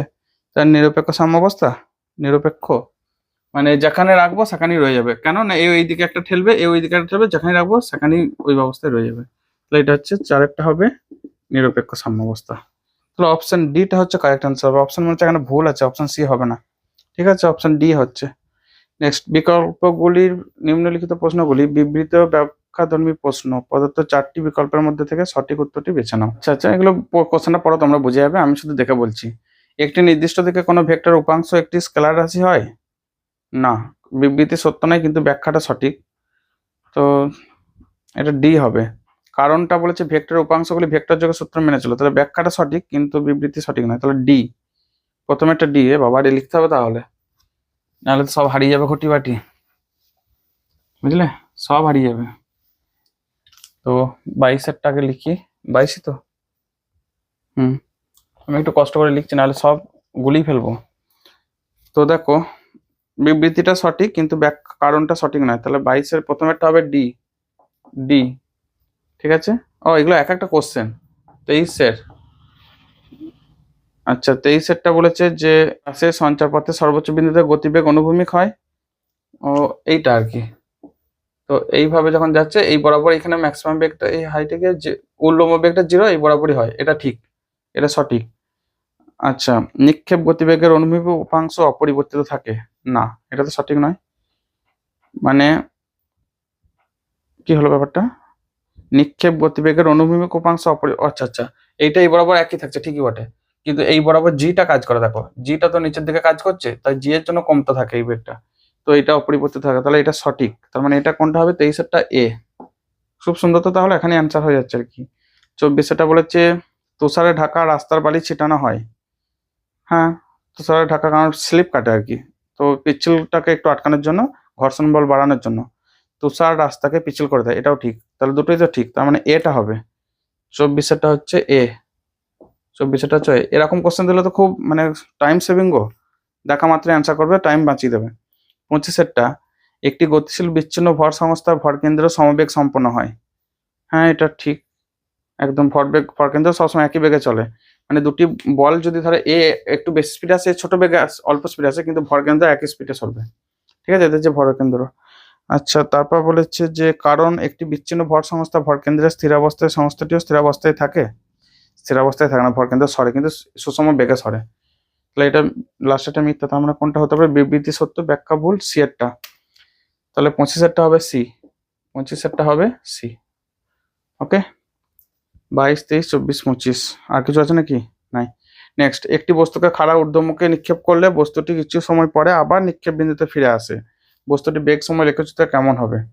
তো যখন ধরো একটা বস্তুকে এখান থেকে ছুঁড়ে দিচ্ছি আস্তে আস্তে এইভাবে যাচ্ছে, তাই তো বেগটা আস্তে আস্তে কমতে থাকে, দেখো বেগ কমে, কেন কমে, জিটা নিচের দিকে কাজ করে, ওকে, কিন্তু পজিটিভ, উপর দিকে পজিটিভ ধরবো, তো সেক্ষেত্রে আমি এইভাবে গ্রাফটা টানছি, বেগ কন্টিনিউ কমছে কিন্তু পজিটিভ আছে, তাহলে পজিটিভ মানে এইটা কন্টিনিউ কমে কমে আসছে, ধরো এটা হচ্ছে ও বিন্দু, উপরে গেল এ বিন্দু, তাহলে ও বিন্দু, এটা ও বিন্দু থেকে আস্তে যখন এ বিন্দুতে আসছে গ্রাফটা তখন কমবে, আবার যখন নিচের দিকে নামছে তখন কিন্তু বেগটা কন্টিনিউ বাড়তে থাকে কিন্তু নেগেটিভ, ঠিক আছে, নেগেটিভ, এটা পজিটিভ ছিল, কারণ নিচের দিকে নামা মানে উল্টোটা ধরছি, নেগেটিভ, কিন্তু কন্টিনিউ বাড়তে থাকা মানে নেগেটিভের দিকে বাড়ছে, মানে কন্টিনিউ এই দিকে বেড়ে বেড়ে যাবে। তাহলে এটা তখন আবার ফের ও প্রাইম বিন্দু, এটাকে ও প্রাইম বিন্দুর নাম দিচ্ছি। এই টাইপের গ্রাফ দেখো কোথায় আছে, ডি একটা। ঠিক আছে, বুঝে নেবে যে উপর দিকে পজিটিভ হচ্ছে কিন্তু আস্তে আস্তে কমছে। তাহলে পজিটিভ, এই যে ফার্স্ট কোয়াড্রেন্টটা, এক্স অ্যাক্সিস ওয়াই অ্যাক্সিসের ফার্স্ট কোয়াড্রেন্ট, এটা কিন্তু পজিটিভ, পুরোটা পজিটিভ। আর এইটার ক্ষেত্রে খেয়াল করো যে টাইমটা কিন্তু অল টাইম পজিটিভ, টাইম কখনো নেগেটিভ হয় না, কিন্তু বেগটা নেগেটিভ। তাহলে এটার ক্ষেত্রে এক্স অক্ষ বরাবর টাইমটাকে যদি প্লট করি, আর এই বরাবর যদি বেগটাকে প্লট করি, তাহলে এক্ষেত্রে টাইমটা পজিটিভ কিন্তু বেগটা নেগেটিভ, তাই না? বেগটা নিচের দিকে আছে নেগেটিভ, এটা ফোর্থ কোয়াড্রেন্ট, এটা ফার্স্ট, এইদিকে সেকেন্ড, থার্ড, ফোর্থ। তো ফোর্থ কোয়াড্রেন্টে এইভাবে আসবে। ঠিক আছে, প্রত্যেকটা কথাকে ভালো করে শোনো, তাহলেই বুঝতে পেরে যাবে। আমার কিন্তু আর গলার জন্য যেটুকু হচ্ছে মানে ইচ্ছা শক্তির জোরে কমপ্লিট করা। ওকে, 26, নেক্সট হচ্ছে 27। অ্যাকচুয়ালি এটা দুটো স্টেপের ভিডিওটা রেকর্ড করলে বেটার হতো, কিন্তু আমি কি করি প্রতি ক্ষেত্রে একটু একটু করে রেস্ট নিয়ে পুরো ভিডিওটা একবারই রেকর্ড করে নিই। কারণ এখন অবশ্য আমার মেয়ে বাড়িতে নেই, মামার বাড়ি গেছে, ফলে রেকর্ড করে একটা সুবিধা হয়েছে। মেয়ে থাকলে তো রেকর্ড করতেই দিত না, সেই জন্য একটা কারণ অবশ্য ভিডিও মাঝে মাঝে গ্যাপ পড়ে যায়। আর আমার নিজের পরীক্ষার জন্য অ্যাকচুয়ালি গ্যাপটা চলছে। তিনটি ভেক্টর দেওয়া আছে এবিসি চিত্রানুযায়ী ক্রিয়াশীল, যদি আর কিউ সমান 2pr হয় তবে নিচের কোন সম্পর্কটি সঠিক। এক কাজ করো, আগে ছবিটা আঁকো। এখানে একটা কথা বলে দিয়েছে যে পি আর কিউ সমান 2pr, আর কিউ ভেক্টর সমান 2pr ভেক্টর। তাহলে আর কিউ আর 2prটাকে বার করে নাও। ত্রিভুজ এ আর কিউ, দেখো আমি অ্যাপ্লাই করছি, ত্রিভুজ এ আর কিউ থেকে ত্রিভুজ সূত্র অ্যাপ্লাই করো। এ আর প্লাস আর কিউ, এটা অপোজিট, মানে এইটা যে ক্রমে যাচ্ছে এই বাহু দুটো, এটা তার বিপরীত ক্রমে গেলে সেটাই লব্ধি হয়, ত্রিভুজ সূত্র, তাই তো? তাহলে এ আর, আর থেকে কিউ পৌঁছাও, দিয়ে এখানে আসার কথা, কিন্তু এটা উল্টো দিকে যাচ্ছে। তাহলে এখান থেকে লেখো এ আর রহমান প্লাস আর কিউ সমান এ কিউ, এখান থেকে লেখো। তাহলে এ কিউ মানে এ আর মানে বি, তাহলে বি ভেক্টর প্লাস আর কিউ ভেক্টর সমান এ ভেক্টর। তাহলে এখান থেকে আর কিউ ভেক্টর সমান A vector minus B vector. আশা করি বুঝতে পারলে। আর একবার ত্রিভুজ এপিআর, ত্রিভুজ এপিআর এখান থেকে পাচ্ছি দেখো এপিআর সমান এআর, এটা যে ক্রমে আছে এআরটা তার উল্টো দিকে ঘুরছে দেখো। ঠিক আছে, তাহলে এপি প্লাস পিআর ভেক্টর সমান এ আর ভেক্টর। এপি মানে C vector plus PR vector সমান বি ভেক্টর। তাহলে এখান থেকে পিআর ভেক্টর সমান B vector minus C vector. Okay, এখানে বসে দাও। আর কিউ মানে কত পেয়েছি, এ মাইনাস বি, তাহলে A vector minus B vector 2 into PR মানে কত পেয়েছি, B minus C, B vector minus C vector. তাহলে এখান থেকে A vector minus B vector সমান 2b vector minus 2c vector. তাহলে এখান থেকে কি হবে, 2b এ ভেক্টর মাইনাস 3b ভেক্টর সমান মাইনাস 2c ভেক্টর। তাহলে এখান থেকে 3b ভেক্টর মাইনাস এ ভেক্টর সমান 2c ভেক্টর। চেক করে একটু উত্তরটা মেলাও, আমি তো ঘুরিয়ে মাইনাসটা কাটানোর জন্য করলাম। ও প্লাস দেওয়া আছে এগুলো, তাহলে এক কাজ করো, এটাকে ওইদিকে নিয়ে যাও। তাহলে 3b ভেক্টর সমান A vector plus 2c vector, এটা অ্যান্সার। মানে এইটা থেকেই বার করলাম, এটাকে ওইদিকে নিয়ে চলে যাও। ঠিক আছে, তাহলে অ্যান্সার কোনটা, অপশন ডি, এ প্লাস 2c সমান 3b। ওইভাবেই বলবে এ প্লাস 2c সমান 3b, অত ভেক্টর আর বলা দরকার নেই, আমার এমসিকিউ তো, তাই না? নেক্সট 28টা একটি বৃত্তাকার পথে ঘূর্ণনের দিক ব্যাসার্ধ পর্যায়কাল প্রাথমিক অবস্থান পাশের ছবিতে নির্দেশ করা হয়েছে। ঘূর্ণায়মান পি কণাটি ভেক্টর ব্যাসার্ধ ওয়াই অভিক্ষেপ। তো একটু বোঝো, এই বরাবর ওয়াই, এই বরাবর হচ্ছে এক্স। ঠিক আছে, তো এটা হচ্ছে 3 মিটার, পি কণাটির ওয়াই অভিক্ষেপ। ধরো পি কণাটা এখানে আছে, পি কণাটা এইখানে থাকবে। ওকে, এর এই বরাবর ওয়াই অভিক্ষেপ সেটা দিয়ে দিয়েছে, না সেটাই তো বার করতে বলেছে, ওয়াই অভিক্ষেপ কত হবে সেখানে, এই যে মানটা এই ব্যাসার্ধটা দিয়ে দিয়েছে 3m। ঠিক আছে, আর সমান 3m। তো ওয়াই অভিক্ষেপ বার করা মানে কি, এইটুকু একটা গ্রাফ টেনে নাও, এটা থিটা, ওয়াই মানে কি হচ্ছে দেখো, ওয়াই সমান আর কস থিটা, না সাইন থিটা হচ্ছে, সাইন থিটা, আর সাইন থিটা। দেখো তো, মানে এইখান থেকে এটা হচ্ছে ওয়াই, ঠিক আছে, এখান থেকে এটা হচ্ছে এক্স, তাহলে ওয়াই বাই এটা হচ্ছে আর, ওয়াই বাই আর মানে সাইন থিটা, লম্ব বাই অতিভুজ, আর এক্স বললে তখন কস উপাংশ আসতো। ওকে, তাহলে আর মানে এখান থেকে কত 3m, তাহলে 3m 3 মিটার, এটা এম তো লেখা হবে না, 3 লেখা হবে, দেখি দাঁড়াও তো। হ্যাঁ 3 কস অফ, ভুল করছি কিছু? আচ্ছা টি সমান 0, ভুল হয়েছে একটু। থিটাটা কোথা থেকে মাপবো বলো তো? এইখান থেকে মাপতে হবে। কেন এটা এখান থেকে মাপবো? থিটাটা এখান থেকে মাপতে হবে, ঠিক আছে? তো এইটা থিটা, কারণ এখানে পিটা, এটা টি সমান 0তে এইখান থেকে স্টার্ট করছে। এটা ধরো এ বিন্দু, পি বিন্দু, এটা বি বিন্দু ধরো। তো এ থেকে পি যখন এখানে আসছে, মানে এটাকে বি বিন্দু ধরছি আমি, তাহলে এটাকে নাম দিলাম না। এই বি বিন্দুতে যখন আসছে তার মানে এখান থেকে এটা আসছে, তাহলে থিটাটা ওখানে ধরতে হবে। তাহলে এখান থেকে দেখো এই অ্যাঙ্গেলটা হবে 90 মাইনাস থিটা। তাহলে এখানে একটু ভুল হয়েছে, এটা হবে 90 মাইনাস থিটা। থিটাটা কেন উপর থেকে ধরলাম? কারণ স্টার্টিং যেখান থেকে হচ্ছে সেখান থেকে থিটা, ঠিক আছে? তাহলে আর কস থিটা। আচ্ছা এখান থেকে দেখো 3, থিটার মানটা কত হবে? থিটার মানটা এখান থেকে এইখানে আসছে কত টাইম? টোটাল পর্যায়কাল কত বলে দিচ্ছে? টি। তাহলে এইটা কতটা আসছে এখান থেকে? এটা t/4। কিন্তু এইখানটা যখন আসছে এই জায়গাটা, ঠিক আছে, এই অ্যাঙ্গেলটার জন্য, তখন অ্যাঙ্গেলটা কত করছে এইটুকু, সেটা বার করলেই হয়ে যাবে। দেখো আমি একটু লিখছি, টি পর্যায়কাল করা মানে 2π অ্যাঙ্গেল করছে, তাহলে t/4 করা মানে 2π/4 মানে π/2 অ্যাঙ্গেল করছে, বুঝতে পারলেন? তাহলে এখান থেকে থিটা সমান π/2 ইন্টু টি। ওকে, এটা খেয়াল রাখো, টি সময় হচ্ছে যে অ্যাঙ্গেলটা করছে, তাহলে এটা 3 ইন্টু কস অফ থিটার জায়গায় π/2 ইন্টু টি, তাহলে 3 cos πt/2, এত মিটার, মিটারেই আসবে। দেখি তারা উত্তর বারবার মেলাতে হচ্ছে, এটা অঙ্কটা এমন ভাবে দিয়েছে। তাহলে অ্যান্সার কোনটা হবে? Option B. আচ্ছা এখানে যেটা গন্ডগোল হচ্ছিল সেটা হচ্ছে থিটা অ্যাঙ্গেল ধরাটা। থিটা এখান থেকে স্টার্ট করছে, মানে এখান থেকে টি সমান 0 মানে প্রাথমিক অবস্থান এখানে, এখান থেকে এখানে আসছে। আমাদের লাগবে এই অ্যাঙ্গেলটা, তাহলে এই অ্যাঙ্গেলটা মানে থিটা সাপেক্ষে 90 মাইনাস থিটা। ওকে, আর y/r করা মানে এই যে ত্রিভুজটা, একটা সমকোণী ত্রিভুজ, এই অ্যাঙ্গেলটা সমকোণ। অভিক্ষেপ বার করা মানে এর উপর একটা, ভাবো উপর থেকে টর্চ ফেলা হচ্ছে, টর্চের যে ছায়াটা এখানে এসে পড়বে, সেই যে বিন্দুটা, সেই এটা আর কি। 29 দুটি ব্লক এ বি এর ওজন 20 নিউটন 100 নিউটন, একটি বল এফ প্রয়োগ করে এদের দেয়ালের গায়ে চেপে ধরে রাখা আছে। ব্লক দুটির মধ্যে এবং বি ব্লক ও দেয়ালের মধ্যে ঘর্ষণ গুণাঙ্ক 0.1 0.15 হলে দেয়াল দ্বারা ব্লক বি এর উপর প্রযুক্ত ঘর্ষণ বলটি হবে। ওকে, এরকম ভাবে জাস্ট রাখা আছে। এটা হচ্ছে দেয়াল, ঠিক আছে, এটা দেয়াল, এখানে একটা ব্লক, এটা ধরো বি ব্লক, ওকে, আর এখানে আরেকটা ব্লক আছে এ ব্লক। একই মাপের মনে হচ্ছে, আমি যদি তবু একটু বোঝানোর সুবিধাতে ছোট বড় করে এঁকেছি, একই মাপের। তাহলে এটা কাজ করে একই মাপে এঁকে দিই, ঠিক আছে না? এটা এ ব্লক। তো এ যখন এইভাবে ফোর্স দিয়ে চেপে ধরছে, ঠিক আছে, এ তো চেপে যদি না ধরে নিজেদের ওজনের জন্য তো নিচে থেকে মানে নামার চেষ্টা করবে, তাহলে এফ, এখানে ডব্লিউ বলটা হচ্ছে এমজি, এটা এফ এর কাজ করবে অ্যাকচুয়ালি, ঠিক আছে? যখন নিচের দিকে চাপবে তখন উপর দিকে ফ্রিকশন ফোর্সটা উল্টো দিকে কাজ করবে, মিউ এন, ঠিক আছে? আচ্ছা মিউ এন টাইপের কত হবে? এখান থেকে আমরা একটা বাইরে ফোর্স অলরেডি দিচ্ছি, ঠিক আছে, এটা তাহলে এফ লিখছি না, বাইরের ফোর্স একটা দিচ্ছি, চেপে ধরে রাখছি। তো এক্ষেত্রে এমজি দুটোর যে টোটাল ভর ইন্টু জি, সেটাই এখানে ব্যালেন্স করবে উপরটাকে, অর্থাৎ এফ সমান ডব্লু সমান এখানে এমজি কাজ করবে, সমানই এখানে এফ সমান মিউ এন। নর্মাল ফোর্সটা এইদিকে কাজ করবে, এন মানে এইদিকে। কেন বলে তো? আমি ফোর্সটা ওইদিকে দিচ্ছি, দেওয়াল উল্টো দিকে লম্ব প্রতিক্রিয়া বলে এইদিকে দেবে, সো এক্ষেত্রে আমাদের মিউ এনটা এখানে লাগছে না, শুধু এফ সমান ডব্লিউ এমজিটাই কাজ করছে, ঠিক আছে? আমরা কোন সূত্র নেবো? এইটাকে নেবো, এইটাকে নেবো। সূত্র অনেক রকম আসবে, যেমন কন্ডিশন আসবে সেরকম, কিন্তু ঘর্ষণ বলের অঙ্কগুলো ওই জন্য একটু ডিটেলস বটে। তাহলে এফ সমান এখানে এমজি, ব্যালেন্স সাম্যাবস্থায়, সাম্যাবস্থায়, ঠিক আছে? তো এম মানে কত? একটা হচ্ছে 20 কেজি, একটা 100 কেজি না কত বলেছিল দেখো, 20 নিউটন 100 নিউটন, এর উপর ফোর্স 20 নিউটন, এর উপর 100 নিউটন, এই টোটালটা কাজ করবে। তাহলে 20 প্লাস 100 সমান 120 নিউটন, ঠিক আছে, 120 নিউটন। অ্যান্সার কোনটা হবে? মনে রাখবে যে যখন চেপে ধরে রাখছি, দুটো ওজনকে চেপে ধরে রাখতে হচ্ছে, ওজনের জন্য তার নিচে দিকে পড়তে হবে, নিচে দিকে পড়া মানে তার উল্টো দিকে সমান্তরালে ফ্রিকশনাল ফোর্সটা কাজ করবে, ঠিক আছে?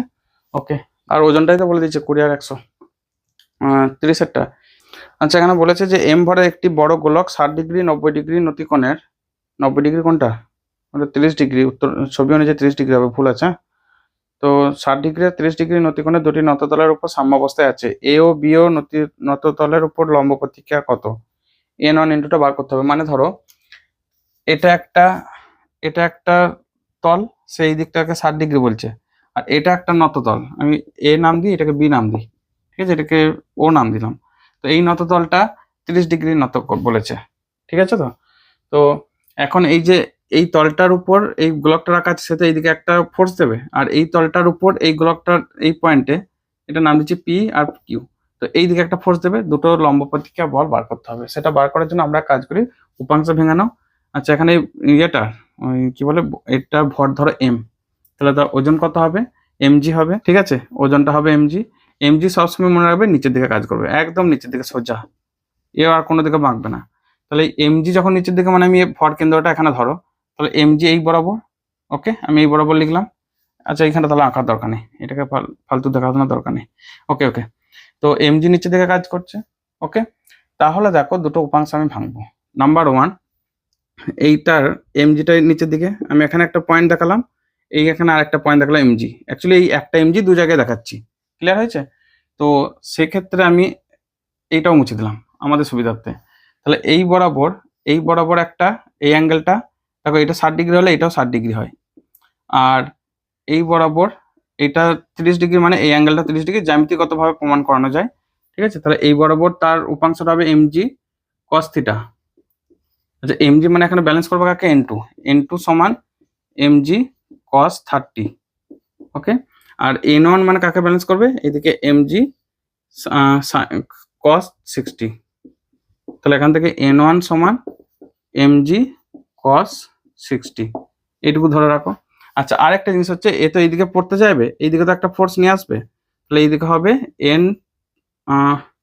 এমজি যেটা, ঠিক আছে, N1 সাইন, আমি লিখছি এইদিকে এমজি সাইন 60, এইদিকে কাজ করবে এমজি সাইন 30, মানে এইভাবে বোঝানো একটু। এটা হচ্ছে একটা নততল, ঠিক আছে, এখানে একটা বস্তু আছে, তার এমজি সবসময় কেন্দ্র বরাবর, এমজি সবসময় এমজি এইদিকে কাজ করবে, ওকে, এই বরাবর তার নর্মাল, এইদিকে এনটা কাজ করবে, এইদিকে এমজি কস থিটা, এখানটা এমজি কস থিটা, আর এই বরাবর এমজি সাইন থিটা। এটা তো মনে আছে সবাইকার, আশা করি থিওরি পড়া হয়ে গেছে, মানে আরামসে বুঝবে। এই কম্পোনেন্ট গুলোকে একটু বোঝার চেষ্টা করো, ঠিক আছে। এরপর কি জানতে চাইছে সেগুলো বসাও। আচ্ছা, N1 N2 বার করতে হবে, তাহলে এখান থেকে বসাও। N1 সমান mg কত আসছে, cos 60, cos 60 মান কত, sin 30 মান cos 60, তাহলে এটা হবে mg ইন্টু হাফ সমান mg বাই 2, ঠিক আছে।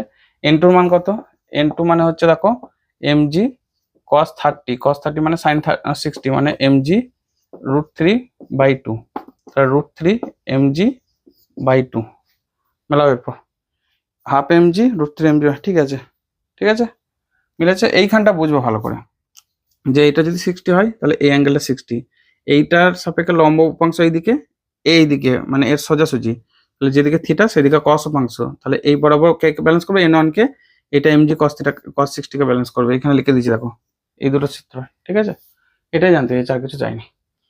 আচ্ছা, 30 হলো 31, একটি আয়তাকার ব্লক বি কে মেঝের উপরে, খুব জটিল অঙ্ক দিয়েছে মনে হচ্ছে একটু, তারা ভাঙি আগে। আচ্ছা, বি এর উপর হতো এটা, একটি ঘনক এ কে এমন ভাবে রাখা আছে যে এ ও বি ব্লকের পেছনের তলটা একই উলম্ব তলে অবস্থান করে, ওকে। এ ব্লকের ভর 1 কেজি আর বি ব্লকের ভর 2 কেজি, এ ও বি ব্লকের মধ্যেকার ঘর্ষণ গুণাঙ্ক 0.2, বি ব্লক ও মেঝের ঘর্ষণ গুণাঙ্ক 0। তো বলেছে এটা 5 নিউটন ফোর্স দিচ্ছে এ ব্লকটার উপর, 1 কেজি ওজন, বিটা হচ্ছে 2 কেজি ভর, ওজন মানে ভর। তো এটা 4 সেমি, এই দিকটা 4 সেমি ফাঁকা আছে। এখন বলেছে যখন ঠেলে দেওয়া হচ্ছে, আর একটা জিনিস বলছে এদের মধ্যে একটা ঘর্ষণ গুণাঙ্ক এই জায়গাটা আছে, এই তলটাতে, তো 0.2, আর এখানটা স্মুথ মানে মসৃণ মানে হচ্ছে তার ঘর্ষণ গুণাঙ্কটা 0, ঠিক আছে, তার মানে ওখানে কোনো ঘর্ষণ নাই। তো এরপর কোশ্চেনটা লাস্টে দিয়েছে যে ব্লক এ এর উপর 5 নিউটন বল অনুভূমিকভাবে সামনের দিকে প্রয়োগ করা হলে এ ব্লকের সামনের তল বি ব্লকের উলম্ব তলের সঙ্গে একই তলে অবস্থান করতে কত সময় নেবে। তার মানে কি, এ ব্লকের সামনের তল মানে এই প্রান্তটা, ঠিক আছে, এটা হচ্ছে পিছনের তল, এটা সামনের তল, এই তলটা এখানে গিয়ে পৌঁছাবে, মানে এই জায়গাটা এসে পৌঁছাবে, এইখানটা এসে পৌঁছানো মানে কি, তাকে 4 সেন্টিমিটার দূরত্ব অতিক্রম করতে হবে, এটা বোঝার চেষ্টা করো। তো 4 সেন্টিমিটার দূরত্ব যখন অতিক্রম করে একটা ত্বরণ নিয়ে যাবে, তো আপেক্ষিক ত্বরণটা বার করবো। তার আগে একটা ইন্টারেস্টিং জিনিস, যে এই এ আর বি এর মাঝখানে ঘর্ষণ বলটা কত গো, মিউ এ বি, মানে এ আর বি এর মাঝে ঘর্ষণ বল, এটা 1 কেজি কাজ করে, দেখো মিউ এন, তো মিউ ইন্টু এন, এন মানে এখানে 1 কেজির জন্য উলম্ব, মানে 1 কেজি ওজনটা নিচের দিকে, তো তার যে লম্ব প্রতিক্রিয়াটা উপর দিকে যাবে, এই মিউ সমান এমজি, ঠিক আছে, মিউ ইন্টু 0.2 ইন্টু এমজি মানে 1 ইন্টু 10, মানে হচ্ছে দেখো 2 নিউটন, ক্লিয়ার হয়েছে। এইখানটা দেখো ঘর্ষণ বলটা মিউ বি আর মেজের মধ্যে, মিউ বিটা হচ্ছে দেখো 0, বোঝাতে পেরেছি, মিউ বিটা 0, তার মানে আচ্ছা এখানে কি লিখলাম, এফ এ বি হবে, আচ্ছা এফ এ বি, তাহলে এখানে এফ, আমি কাজ করে নোটেশনগুলো ঠিক করে দাঁড়াও, ঘর্ষণ বল বিটুইন এ আর বি, এটা ঘর্ষণ বল বি এর ঘর্ষণ বল 0। তাহলে এই যখন ঠেলবে এইখানটা ঘর্ষণ বল কাজ করছে মানে কি সে ফাইনালি ওইদিকে একটা ত্বরণ নিয়ে ছুটবে। সেই ত্বরণটা কত, কেন বলছি এই কথাটা, কারণ এইখানটা তো ঘর্ষণ বলটা দেখো 0 তো, তাহলে সে কিন্তু স্মুথলি ছুটছে। এইখানে কিন্তু একটা ঘর্ষণ বল 2 কাজ করছে, তার মানে কি সে ঠেলছে ওইদিকে 5 নিউটন, কিন্তু ঘর্ষণ বলটা এখানে 2 নিউটন উল্টো দিকে কাজ করবে, এই দিকটা দিয়ে কাজ করবে। মানে আমি এখানে লিখছি এফ, এফ এ বি, সেটা 2 নিউটন। তাহলে অ্যাকচুয়াল রিলেটিভ মানে ফোর্সটা কত কাজ করছে, এফ সমান আমরা লিখতে পারি ওইদিকে 5 দিচ্ছে আর এইদিকে উল্টো দিকে তাকে 2, এই যে 2 নিউটনে ঠেলছে, তার মানে এটা হবে 5 - 2 এফ রিলেটিভ, ঠিক আছে, সমান 3 নিউটন।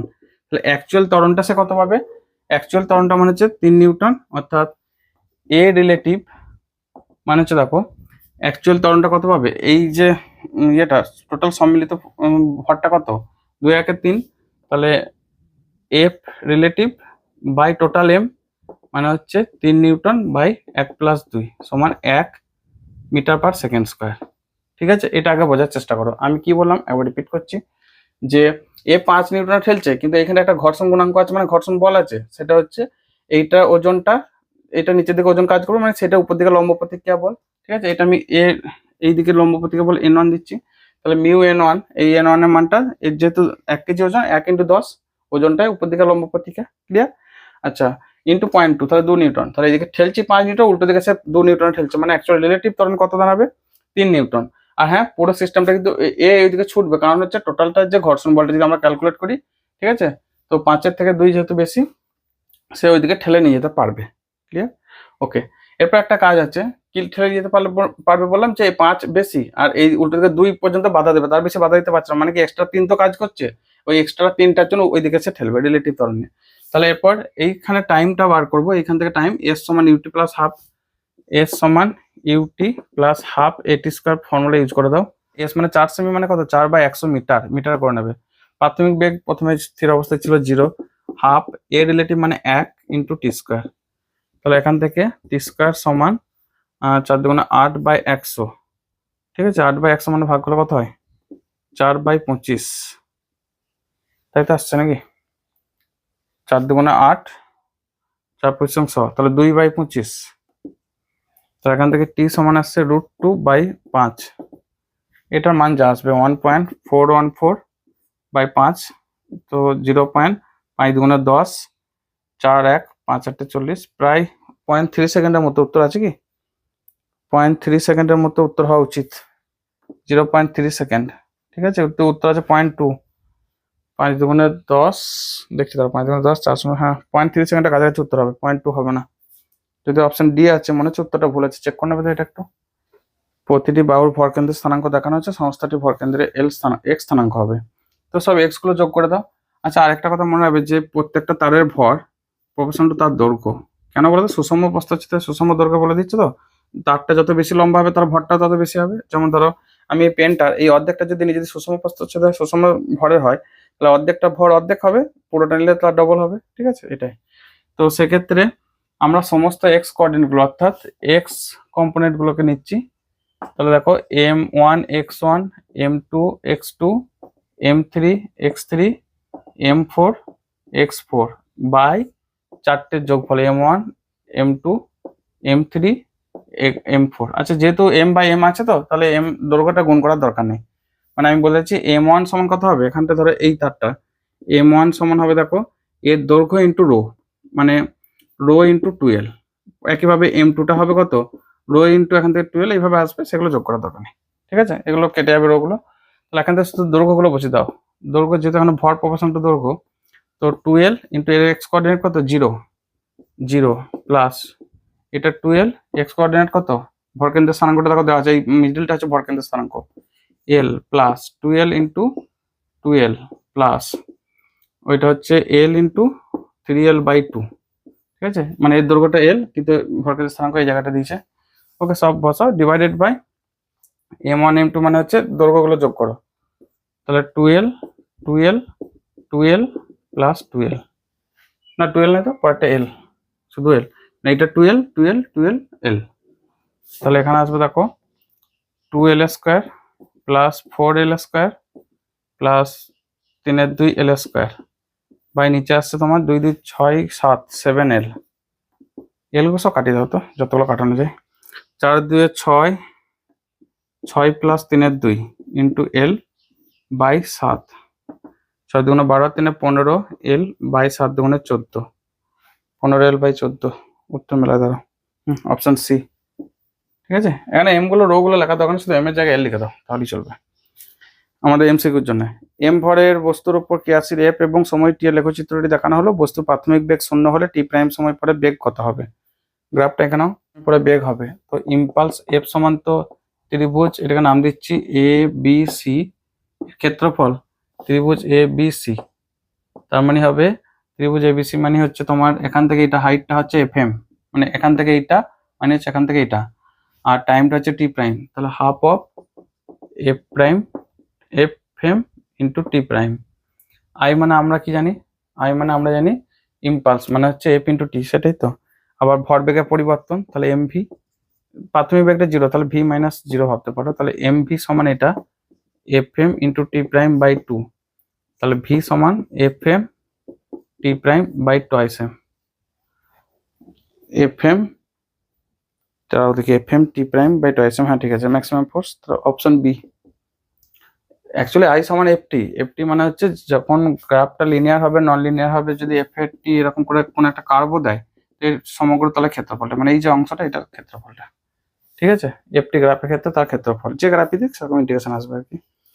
32 33 34, একটি প্রাচীর সর্বোচ্চ প্রক্ষেপ সীমা আর হলে সর্বোচ্চ উচ্চতার মান কত হবে?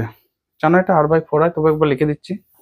এটা এক্স অক্ষ, এটা ওয়াই অক্ষ, তো এটা ধরো পাস, এখান থেকে এটা হচ্ছে সর্বোচ্চ হাইট, আর এখান থেকে এটা হচ্ছে সর্বোচ্চ বেগ। আমরা জানি যে কোনো আর এইচ এগুলো ম্যাক্সিমাম হওয়ার জন্য থিটাটা কত হয়? আলফাটা হয় 45 ডিগ্রি, তার 2 আলফাটা হয় 90 ডিগ্রি, আর আর এর মান হয় U square sine 2 alpha by G, তার মানে এটা হবে U square sine 2 into 45 by G সমান ইউ স্কোয়ার বাই জি, তাই তো। আর এইচ মানে কত হয়? এইচ মানে উপর দিকে যখন থিওরিটা অ্যাপ্লাই করবে U square sine square alpha by 2g, এটাই হয়, বা ইউ স্কোয়ার বাই 2g। তোমরা হয়তো ভি স্কোয়ার সমান U square minus 2gh formula থেকে ইউজ করবে, ভি স্কোয়ার সমান ইউ স্কোয়ার মাইনাস 2gh। তো এখানে ম্যাক্সিমাম হাইটে গেলে উপর দিকে বরাবর ভিটা 0, তাহলে ইউ এর জায়গায় ইউ সাইন আলফা, উপর দিকে ইউ সাইন আলফা, মানে এইদিকে কাজ করে আমরা জানি এটা যদি থিটা হয় আলফা হয়, এইদিকে এক্স বরাবর ইউ কস আলফা, এইদিকে ইউ সাইন আলফা। ঠিক আছে, তাহলে U square sine square alpha minus 2gh ওখান থেকে পাবে। তো আলফা জায়গায় 45 বসিয়ে দাও, U square sine square 45 by 2g, তো সাইন স্কোয়ার 45 মানে সাইন 45 1/√2, তাহলে ইউ স্কোয়ার 1/√2 তাহলে স্কোয়ার বাই 2g সমান U square by G into 1/4। U square by G মানে আগেই পেয়ে গেছি দেখো আর, তাহলে r/4, তাহলে এইচ এর মান কত হচ্ছে r/4। সূত্র মুখস্থ হবে, ঝটপট বেরিয়ে যাবে। ঠিক আছে, সূত্রই ঠিক রাখা যায়। যত কম্পিটিটিভ পরীক্ষা এগিয়ে যাবে তখন কিন্তু সূত্রই তোমার একমাত্র মানে অসমের সঙ্গী হবে। ওকে, অভিকেন্দ্র বলের প্রভাবে ঘূর্ণায়মান বস্তু দ্বারা কৃতকার্য শূন্য হয়, এটাও জানো। মানে শেষ হওয়ার পর একটা আলাদা স্বস্তি লাগে কিন্তু, যে না শেষ করতে পেরেছি, অন্তত তোমাদের কাছ থেকে গালিগালাজ খাওয়ার ভয়টা কাটলো। ওই কে একজন দাঁড়াও, বাপ্পা ঘোষ, ভিডিওটা দেখছো তুমি, আমি জানি তুমি এত কমেন্ট করেছো আমি কত পড়বো কমেন্টগুলো, আবার দিয়ে দিচ্ছি স্ক্রিনে দিয়ে দিচ্ছি দেখবে। বাপ রে বাপ, শুধু তাই না, তুমি এই চ্যানেলেও কমেন্ট করেছো, আমার ফার্স্ট চ্যানেলে সেখানে গিয়েও কমেন্ট করেছো। সেটা কিন্তু তোমাদের জন্য না, ওই চ্যানেলটা হচ্ছে কম্পিটিটিভ পরীক্ষার্থীদের জন্য, এটা তোমাদের জন্য। ঠিক আছে, সেকেন্ড চ্যানেলটা। তো এত কমেন্ট আমি হজম করবো কি করে বেটা? কোশ্চেনগুলো করাচ্ছি, চিন্তা করো না, পরীক্ষা টাইমে সব রেডি হয়ে যাবে। তোমরা বইটাকে ভালো করে পড়ো, বইটাই আসল। ঠিক আছে, তবেই কোশ্চেনগুলো সলভ করতে পারো। শুধু এমসিকিউ মানে এমসিকিউ মুখস্থ করা হবে না বেটা, তোমাদেরকে মানে পরিশ্রম করতে হবে, পড়তে হবে, বুঝতে হবে। আর এমসিকিউ মানে ডেঞ্জারাস, এটা মাথায় রাখবে, ভুল হওয়ার চান্স সব থেকে বেশি হয় এখানে। আচ্ছা, অভিকেন্দ্র বল দেখো, যে কোনো বস্তুকে বৃত্তাকার পথে ঘোরাতে গেলে তার এই যে কেন্দ্র বরাবর একটা অভিকেন্দ্র বল থাকে, কিন্তু কেন্দ্র বরাবর বস্তুটা কি সরে আসে? বস্তুটা এই বরাবর সরে যায়, এই বৃত্তাকার পথ বরাবর। ধরো এই এ বিন্দু থেকে গেল বি বিন্দুতে, তাহলে কি না আছে এইখানে তার সরণটা এইদিকে তার সরণ বেগ এইগুলোর যে উপাংশ থাকে, তো এর সাথে অ্যাঙ্গেলটা হয় 90। তাহলে এক্ষেত্রে এফ ইন্টু এস সমান হচ্ছে F S cos theta, F S কস 90, একবার লিখে দিচ্ছি সমান 0, বুঝে যাবে। এফ এস কস 90 মান 0, কেমন লিখলাম গো, কস 90। ঠিক আছে, তাহলে অভিকেন্দ্র বল দ্বারা কোনো কাজ করে না, এটা তোমরা জানো।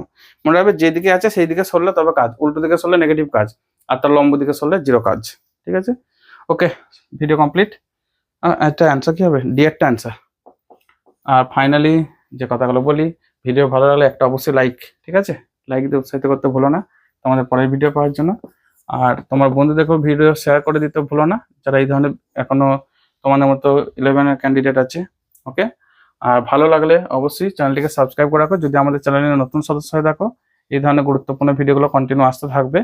ওকে, আর এখন একটু ডিলে হচ্ছে ভিডিও, পরীক্ষার টাইমে দেখবো সব হুড়মুড় করে দিয়ে দিচ্ছি, ওই নিয়ে চিন্তা করো না, প্রতিবারই এটাই হয়। 10টা করে পেজ অবশ্যই করাবো, এটা কনফার্ম, চেষ্টা করবো সবগুলো করানো। আর হ্যাঁ, তোমার যা যা মতামত আছে সেটা আমাদেরকে কমেন্টের মাধ্যমে জানাতে ভুলো না, কমেন্ট বক্স আমরা সবসময় চেক করি। আর পিডিএফ তো আমরা একটা ভিডিও লিঙ্ক আমরা মানে ভিডিও একটা ছোট ক্লিপ অ্যাড করছি, মানে পুরোনো ভিডিও এটা, কিন্তু এই পিডিএফটা নয়, তোমাদের পিডিএফটা আলাদা, সেটা টাইপিং পিডিএফ, হ্যাঁ হাতে লেখা আর নয় আর কি, টাইপ করা। তো সেটা কিভাবে ডাউনলোড করবে সেটা আমরা ছোট্ট একটা ক্লিপ দিয়ে দিচ্ছি, তারপর এটা পুরোনো কোনো একটা ভিডিও 12 এর কোনো একটা ভিডিওর ক্লিপ আর কি, সেটাই কেটে এখানে দিচ্ছি, দেখে নাও, যারা জানো সেটা দেখার দরকার নেই পরের পার্টটা। ঠিক আছে, টাটা, বাই বাই, দেখা হবে পরের ভিডিওতে। ওকে, বলছি পিডিএফটা ডাউনলোড করবে কি করে। তোমরা ফার্স্ট হচ্ছে তোমরা পিডিএফটাতে যে লিঙ্কটা দেওয়া হচ্ছে মানে ডেসক্রিপশন বক্সে বা কমেন্টে যে লিঙ্কটা থাকছে সেই লিঙ্কটাতে তোমরা ক্লিক করো। এই লিঙ্কটা ক্লিক করে, হ্যাঁ লিঙ্কটা ক্লিক করে তোমাদেরকে একটা দেখো পেজ খুলে যাবে। সেই পেজটাতে ফার্স্ট তোমাকে দেখাতে দেখবে 9 টাকা করে লেখা আছে, ওটা মানে ম্যান্ডেটরি। তোমার 3টে জিনিস দিতে হবে, একটা হচ্ছে স্টুডেন্ট নেম, প্রথমে ইমেল আইডি, ফোন নাম্বার, তারপর স্টুডেন্ট নেম। কেন এটা ম্যান্ডেটরি? ধরো কোনো কারণে তোমার মানে পেমেন্টে প্রবলেম হয়ে গেল, হতে পারে তোমার ব্যাংক অ্যাকাউন্ট থেকে টাকা কাটা গেছে কিন্তু তুমি পেমেন্ট ফেল দেখাচ্ছে, হতে পারে যে তোমার পেমেন্ট হয়ে গেছে কিন্তু তোমার পিডিএফ খুলছে না, কোনো না কোনো সমস্যা হলো, তখন তুমি আমাকে ওই যে জিমেল আইডিটা দেওয়া আছে দেখো SPD সমাধান 2025@gmail.com, ওখানে তুমি কন্ট্যাক্ট করলে বা ফ্রি রিসিপ্টটা পাঠালে বা যে কোনো প্রমাণ স্বরূপ আমাকে একবার জানালে আমি তোমাকে অন্য কোনো ভাবে ওই পিডিএফটা তোমাকে প্রোভাইড করতে পারবো। মানে সেক্ষেত্রে তোমার সাথে আমি পার্সোনাল কন্ট্যাক্ট নাম্বার থেকেও কন্ট্যাক্ট করে তোমাকে আমি কন্ট্যাক্ট করতে পারবো। ঠিক আছে, খেয়াল রাখবে যে আমার ওই জিমেল আইডি থেকেই তোমার কাছে মানে ওই জিমেল যাবে, অন্য কোনো জায়গা থেকে যাবে না, সুতরাং স্প্যাম হওয়ার ভয়টা নেই। আশা করি তোমরা জিমেল আইডিটা দেখে নিচ্ছ, আমি একবার লিখে দিচ্ছি এখানে। জিমেল আইডিটা হচ্ছে SPD সমাধান, ঠিক আছে, 2025@gmail.com, ঠিক আছে, gmail.com। ওকে, তো এইটা থেকেই জিমেল যাবে, অন্য কোনো যদি আইডি থেকে জিমেল যায় তাহলে যাবে, সেটা আমি করছি না, অন্য কেউ করছে, সেটার ক্ষেত্রে তুমি সাবধান থেকো। ঠিক আছে, আচ্ছা এরপর তুমি ইমেল আইডি, তোমার ফোন নাম্বার, তোমার জিমেল আইডি, জিমেল আইডি বা ইমেল আইডি একই, ফোন নাম্বার নাম দিয়ে তুমি প্রথমে ক্লিক করবে, তারপর নেক্সট বাটনে ক্লিক করবে। নেক্সট বাটনে ক্লিক করলে তোমার ওখান থেকে বিভিন্ন পেমেন্ট অপশন খুলে যাবে, তোমার যে ইউপিআই আইডি বা ধরো নেট ব্যাংকিং, যে যেখান থেকে পেটিএম অনেক রকম থেকে অপশন পাবে, তুমি যেটাতে স্বচ্ছন্দ বোধ করো। এখানে একটা শর্ত, চেষ্টা করবে যেন ইন্টারনেট মানে স্পিডটা ভালো থাকে, যদি স্পিড কম থাকে তাহলে কিন্তু পেমেন্ট ফেল হয়ে যেতে পারে, সেক্ষেত্রে তোমরা জানো এটা, তোমরা চেষ্টা করবে ভালো যেন স্পিডটা থাকে, নেটের স্পিড, এখন তো 5G চলে আসছে, স্পিড যদি ঘরেতে নেটওয়ার্কের প্রবলেম থাকে সেখান থেকে একটু বেরিয়ে আসবে, দিয়ে বাইরে এসে তখন ম্যানেজ করবে, এটা ইয়ে করবে। আচ্ছা, তারপর যখন তুমি পেমেন্ট করে ফেলবে, পেমেন্ট সাকসেসফুল দেখালে আর কোনোভাবে ব্যাক বাটনে ক্লিক করবে না, রিফ্রেশ করবে না, এমনকি ফোনটা অফ করবে না, জাস্ট 1 থেকে 2 মিনিট ওয়েট করো। তার মধ্যে অনেকেই তো ফিডব্যাক আমি দেখেছি বা আমি নিজেও টেস্ট করে দেখেছি যে 10 থেকে 15 সেকেন্ডের মধ্যে খুলে যাচ্ছে, ঠিক আছে, বা 5 সেকেন্ডের মধ্যেও খুলে যাচ্ছে, এমন হয়েছে। তো তোমরা একবার ওয়েট করো, কোনো কিছু তো ব্যাকে আমরা, তারপর দেখবে পিডিএফ অটোমেটিক খুলে গেছে, পিডিএফটা তোমরা সার্চ করবে দেখবে, দিয়ে পর তোমরা উপর দিকে জাস্ট দেখো কর্নারে, লেফটের কর্নারে উপর দিকে একটা দেখো ডাউনলোড বাটন আছে, ওখানে গিয়ে তোমরা ডাউনলোড বাটনে ক্লিক করে নিজেরা প্রিন্ট আউট মানে ওইটাকে ডাউনলোড করে রেখে পরে তোমরা প্রিন্ট আউট বার করতে পারো, ফোনে রেখেও পড়তে পারো। তবে আমার সাজেশন হলো তোমরা প্রিন্ট আউট বার করে নেবে। কেন বলছি এই কথাটা, যে যদি তোমরা ফোনেতে পড়ো না, সবসময় স্ক্রিনের প্রতি তাকিয়ে থাকে, স্ক্রিনের চোখের উপর একটা চাপ পড়বে, প্লাস হচ্ছে ফিজিক্যাল কপির একটা আলাদা ডিমান্ড। তুমি যখন ডাইরেক্ট ওটা পিডিএফটা নিজের সামনে রেখে পড়বে, পড়ার মনোযোগ বাড়বে, ডিস্টার্ব হওয়ার ভয় থাকবে না। ফোনটা হাতে থাকলে কি হয়, ধরো কোনো একটা নোটিফিকেশন বেল আইকন বেজে হলো, তোমার যদি নোটিফিকেশন বিভিন্ন জায়গায় অন করা থাকে তখন কিন্তু তোমার সমস্যা, তুমি সকল হয়তো ওই পড়াটা স্কিপ করে অন্য জায়গায় চলে গেলে, ইউটিউবে বা হয়তো হোয়াটসঅ্যাপে, ইনস্টাগ্রামে বা ফেসবুকে ইত্যাদি কোনো একটা জায়গায় ঢুকে পড়লে সেখানে তোমার টাইম ওখানে খেয়ে নেবে। তো সেটাই সাজেশন, সেটার জন্য এগুলো ভাবা আর কি। তো তোমরা চেষ্টা করবে সেটাকে পিডিএফ আকারে বার করে নিয়ে, প্রিন্ট আউট বার করে হাতের গোড়ায় রাখা, যেমনটি তোমরা বই খাতা সব হাতের গোড়ায় রেখে পড়ছো সেইভাবে রেখে পড়বে, তাহলে তোমার জন্য আরো বেস্ট।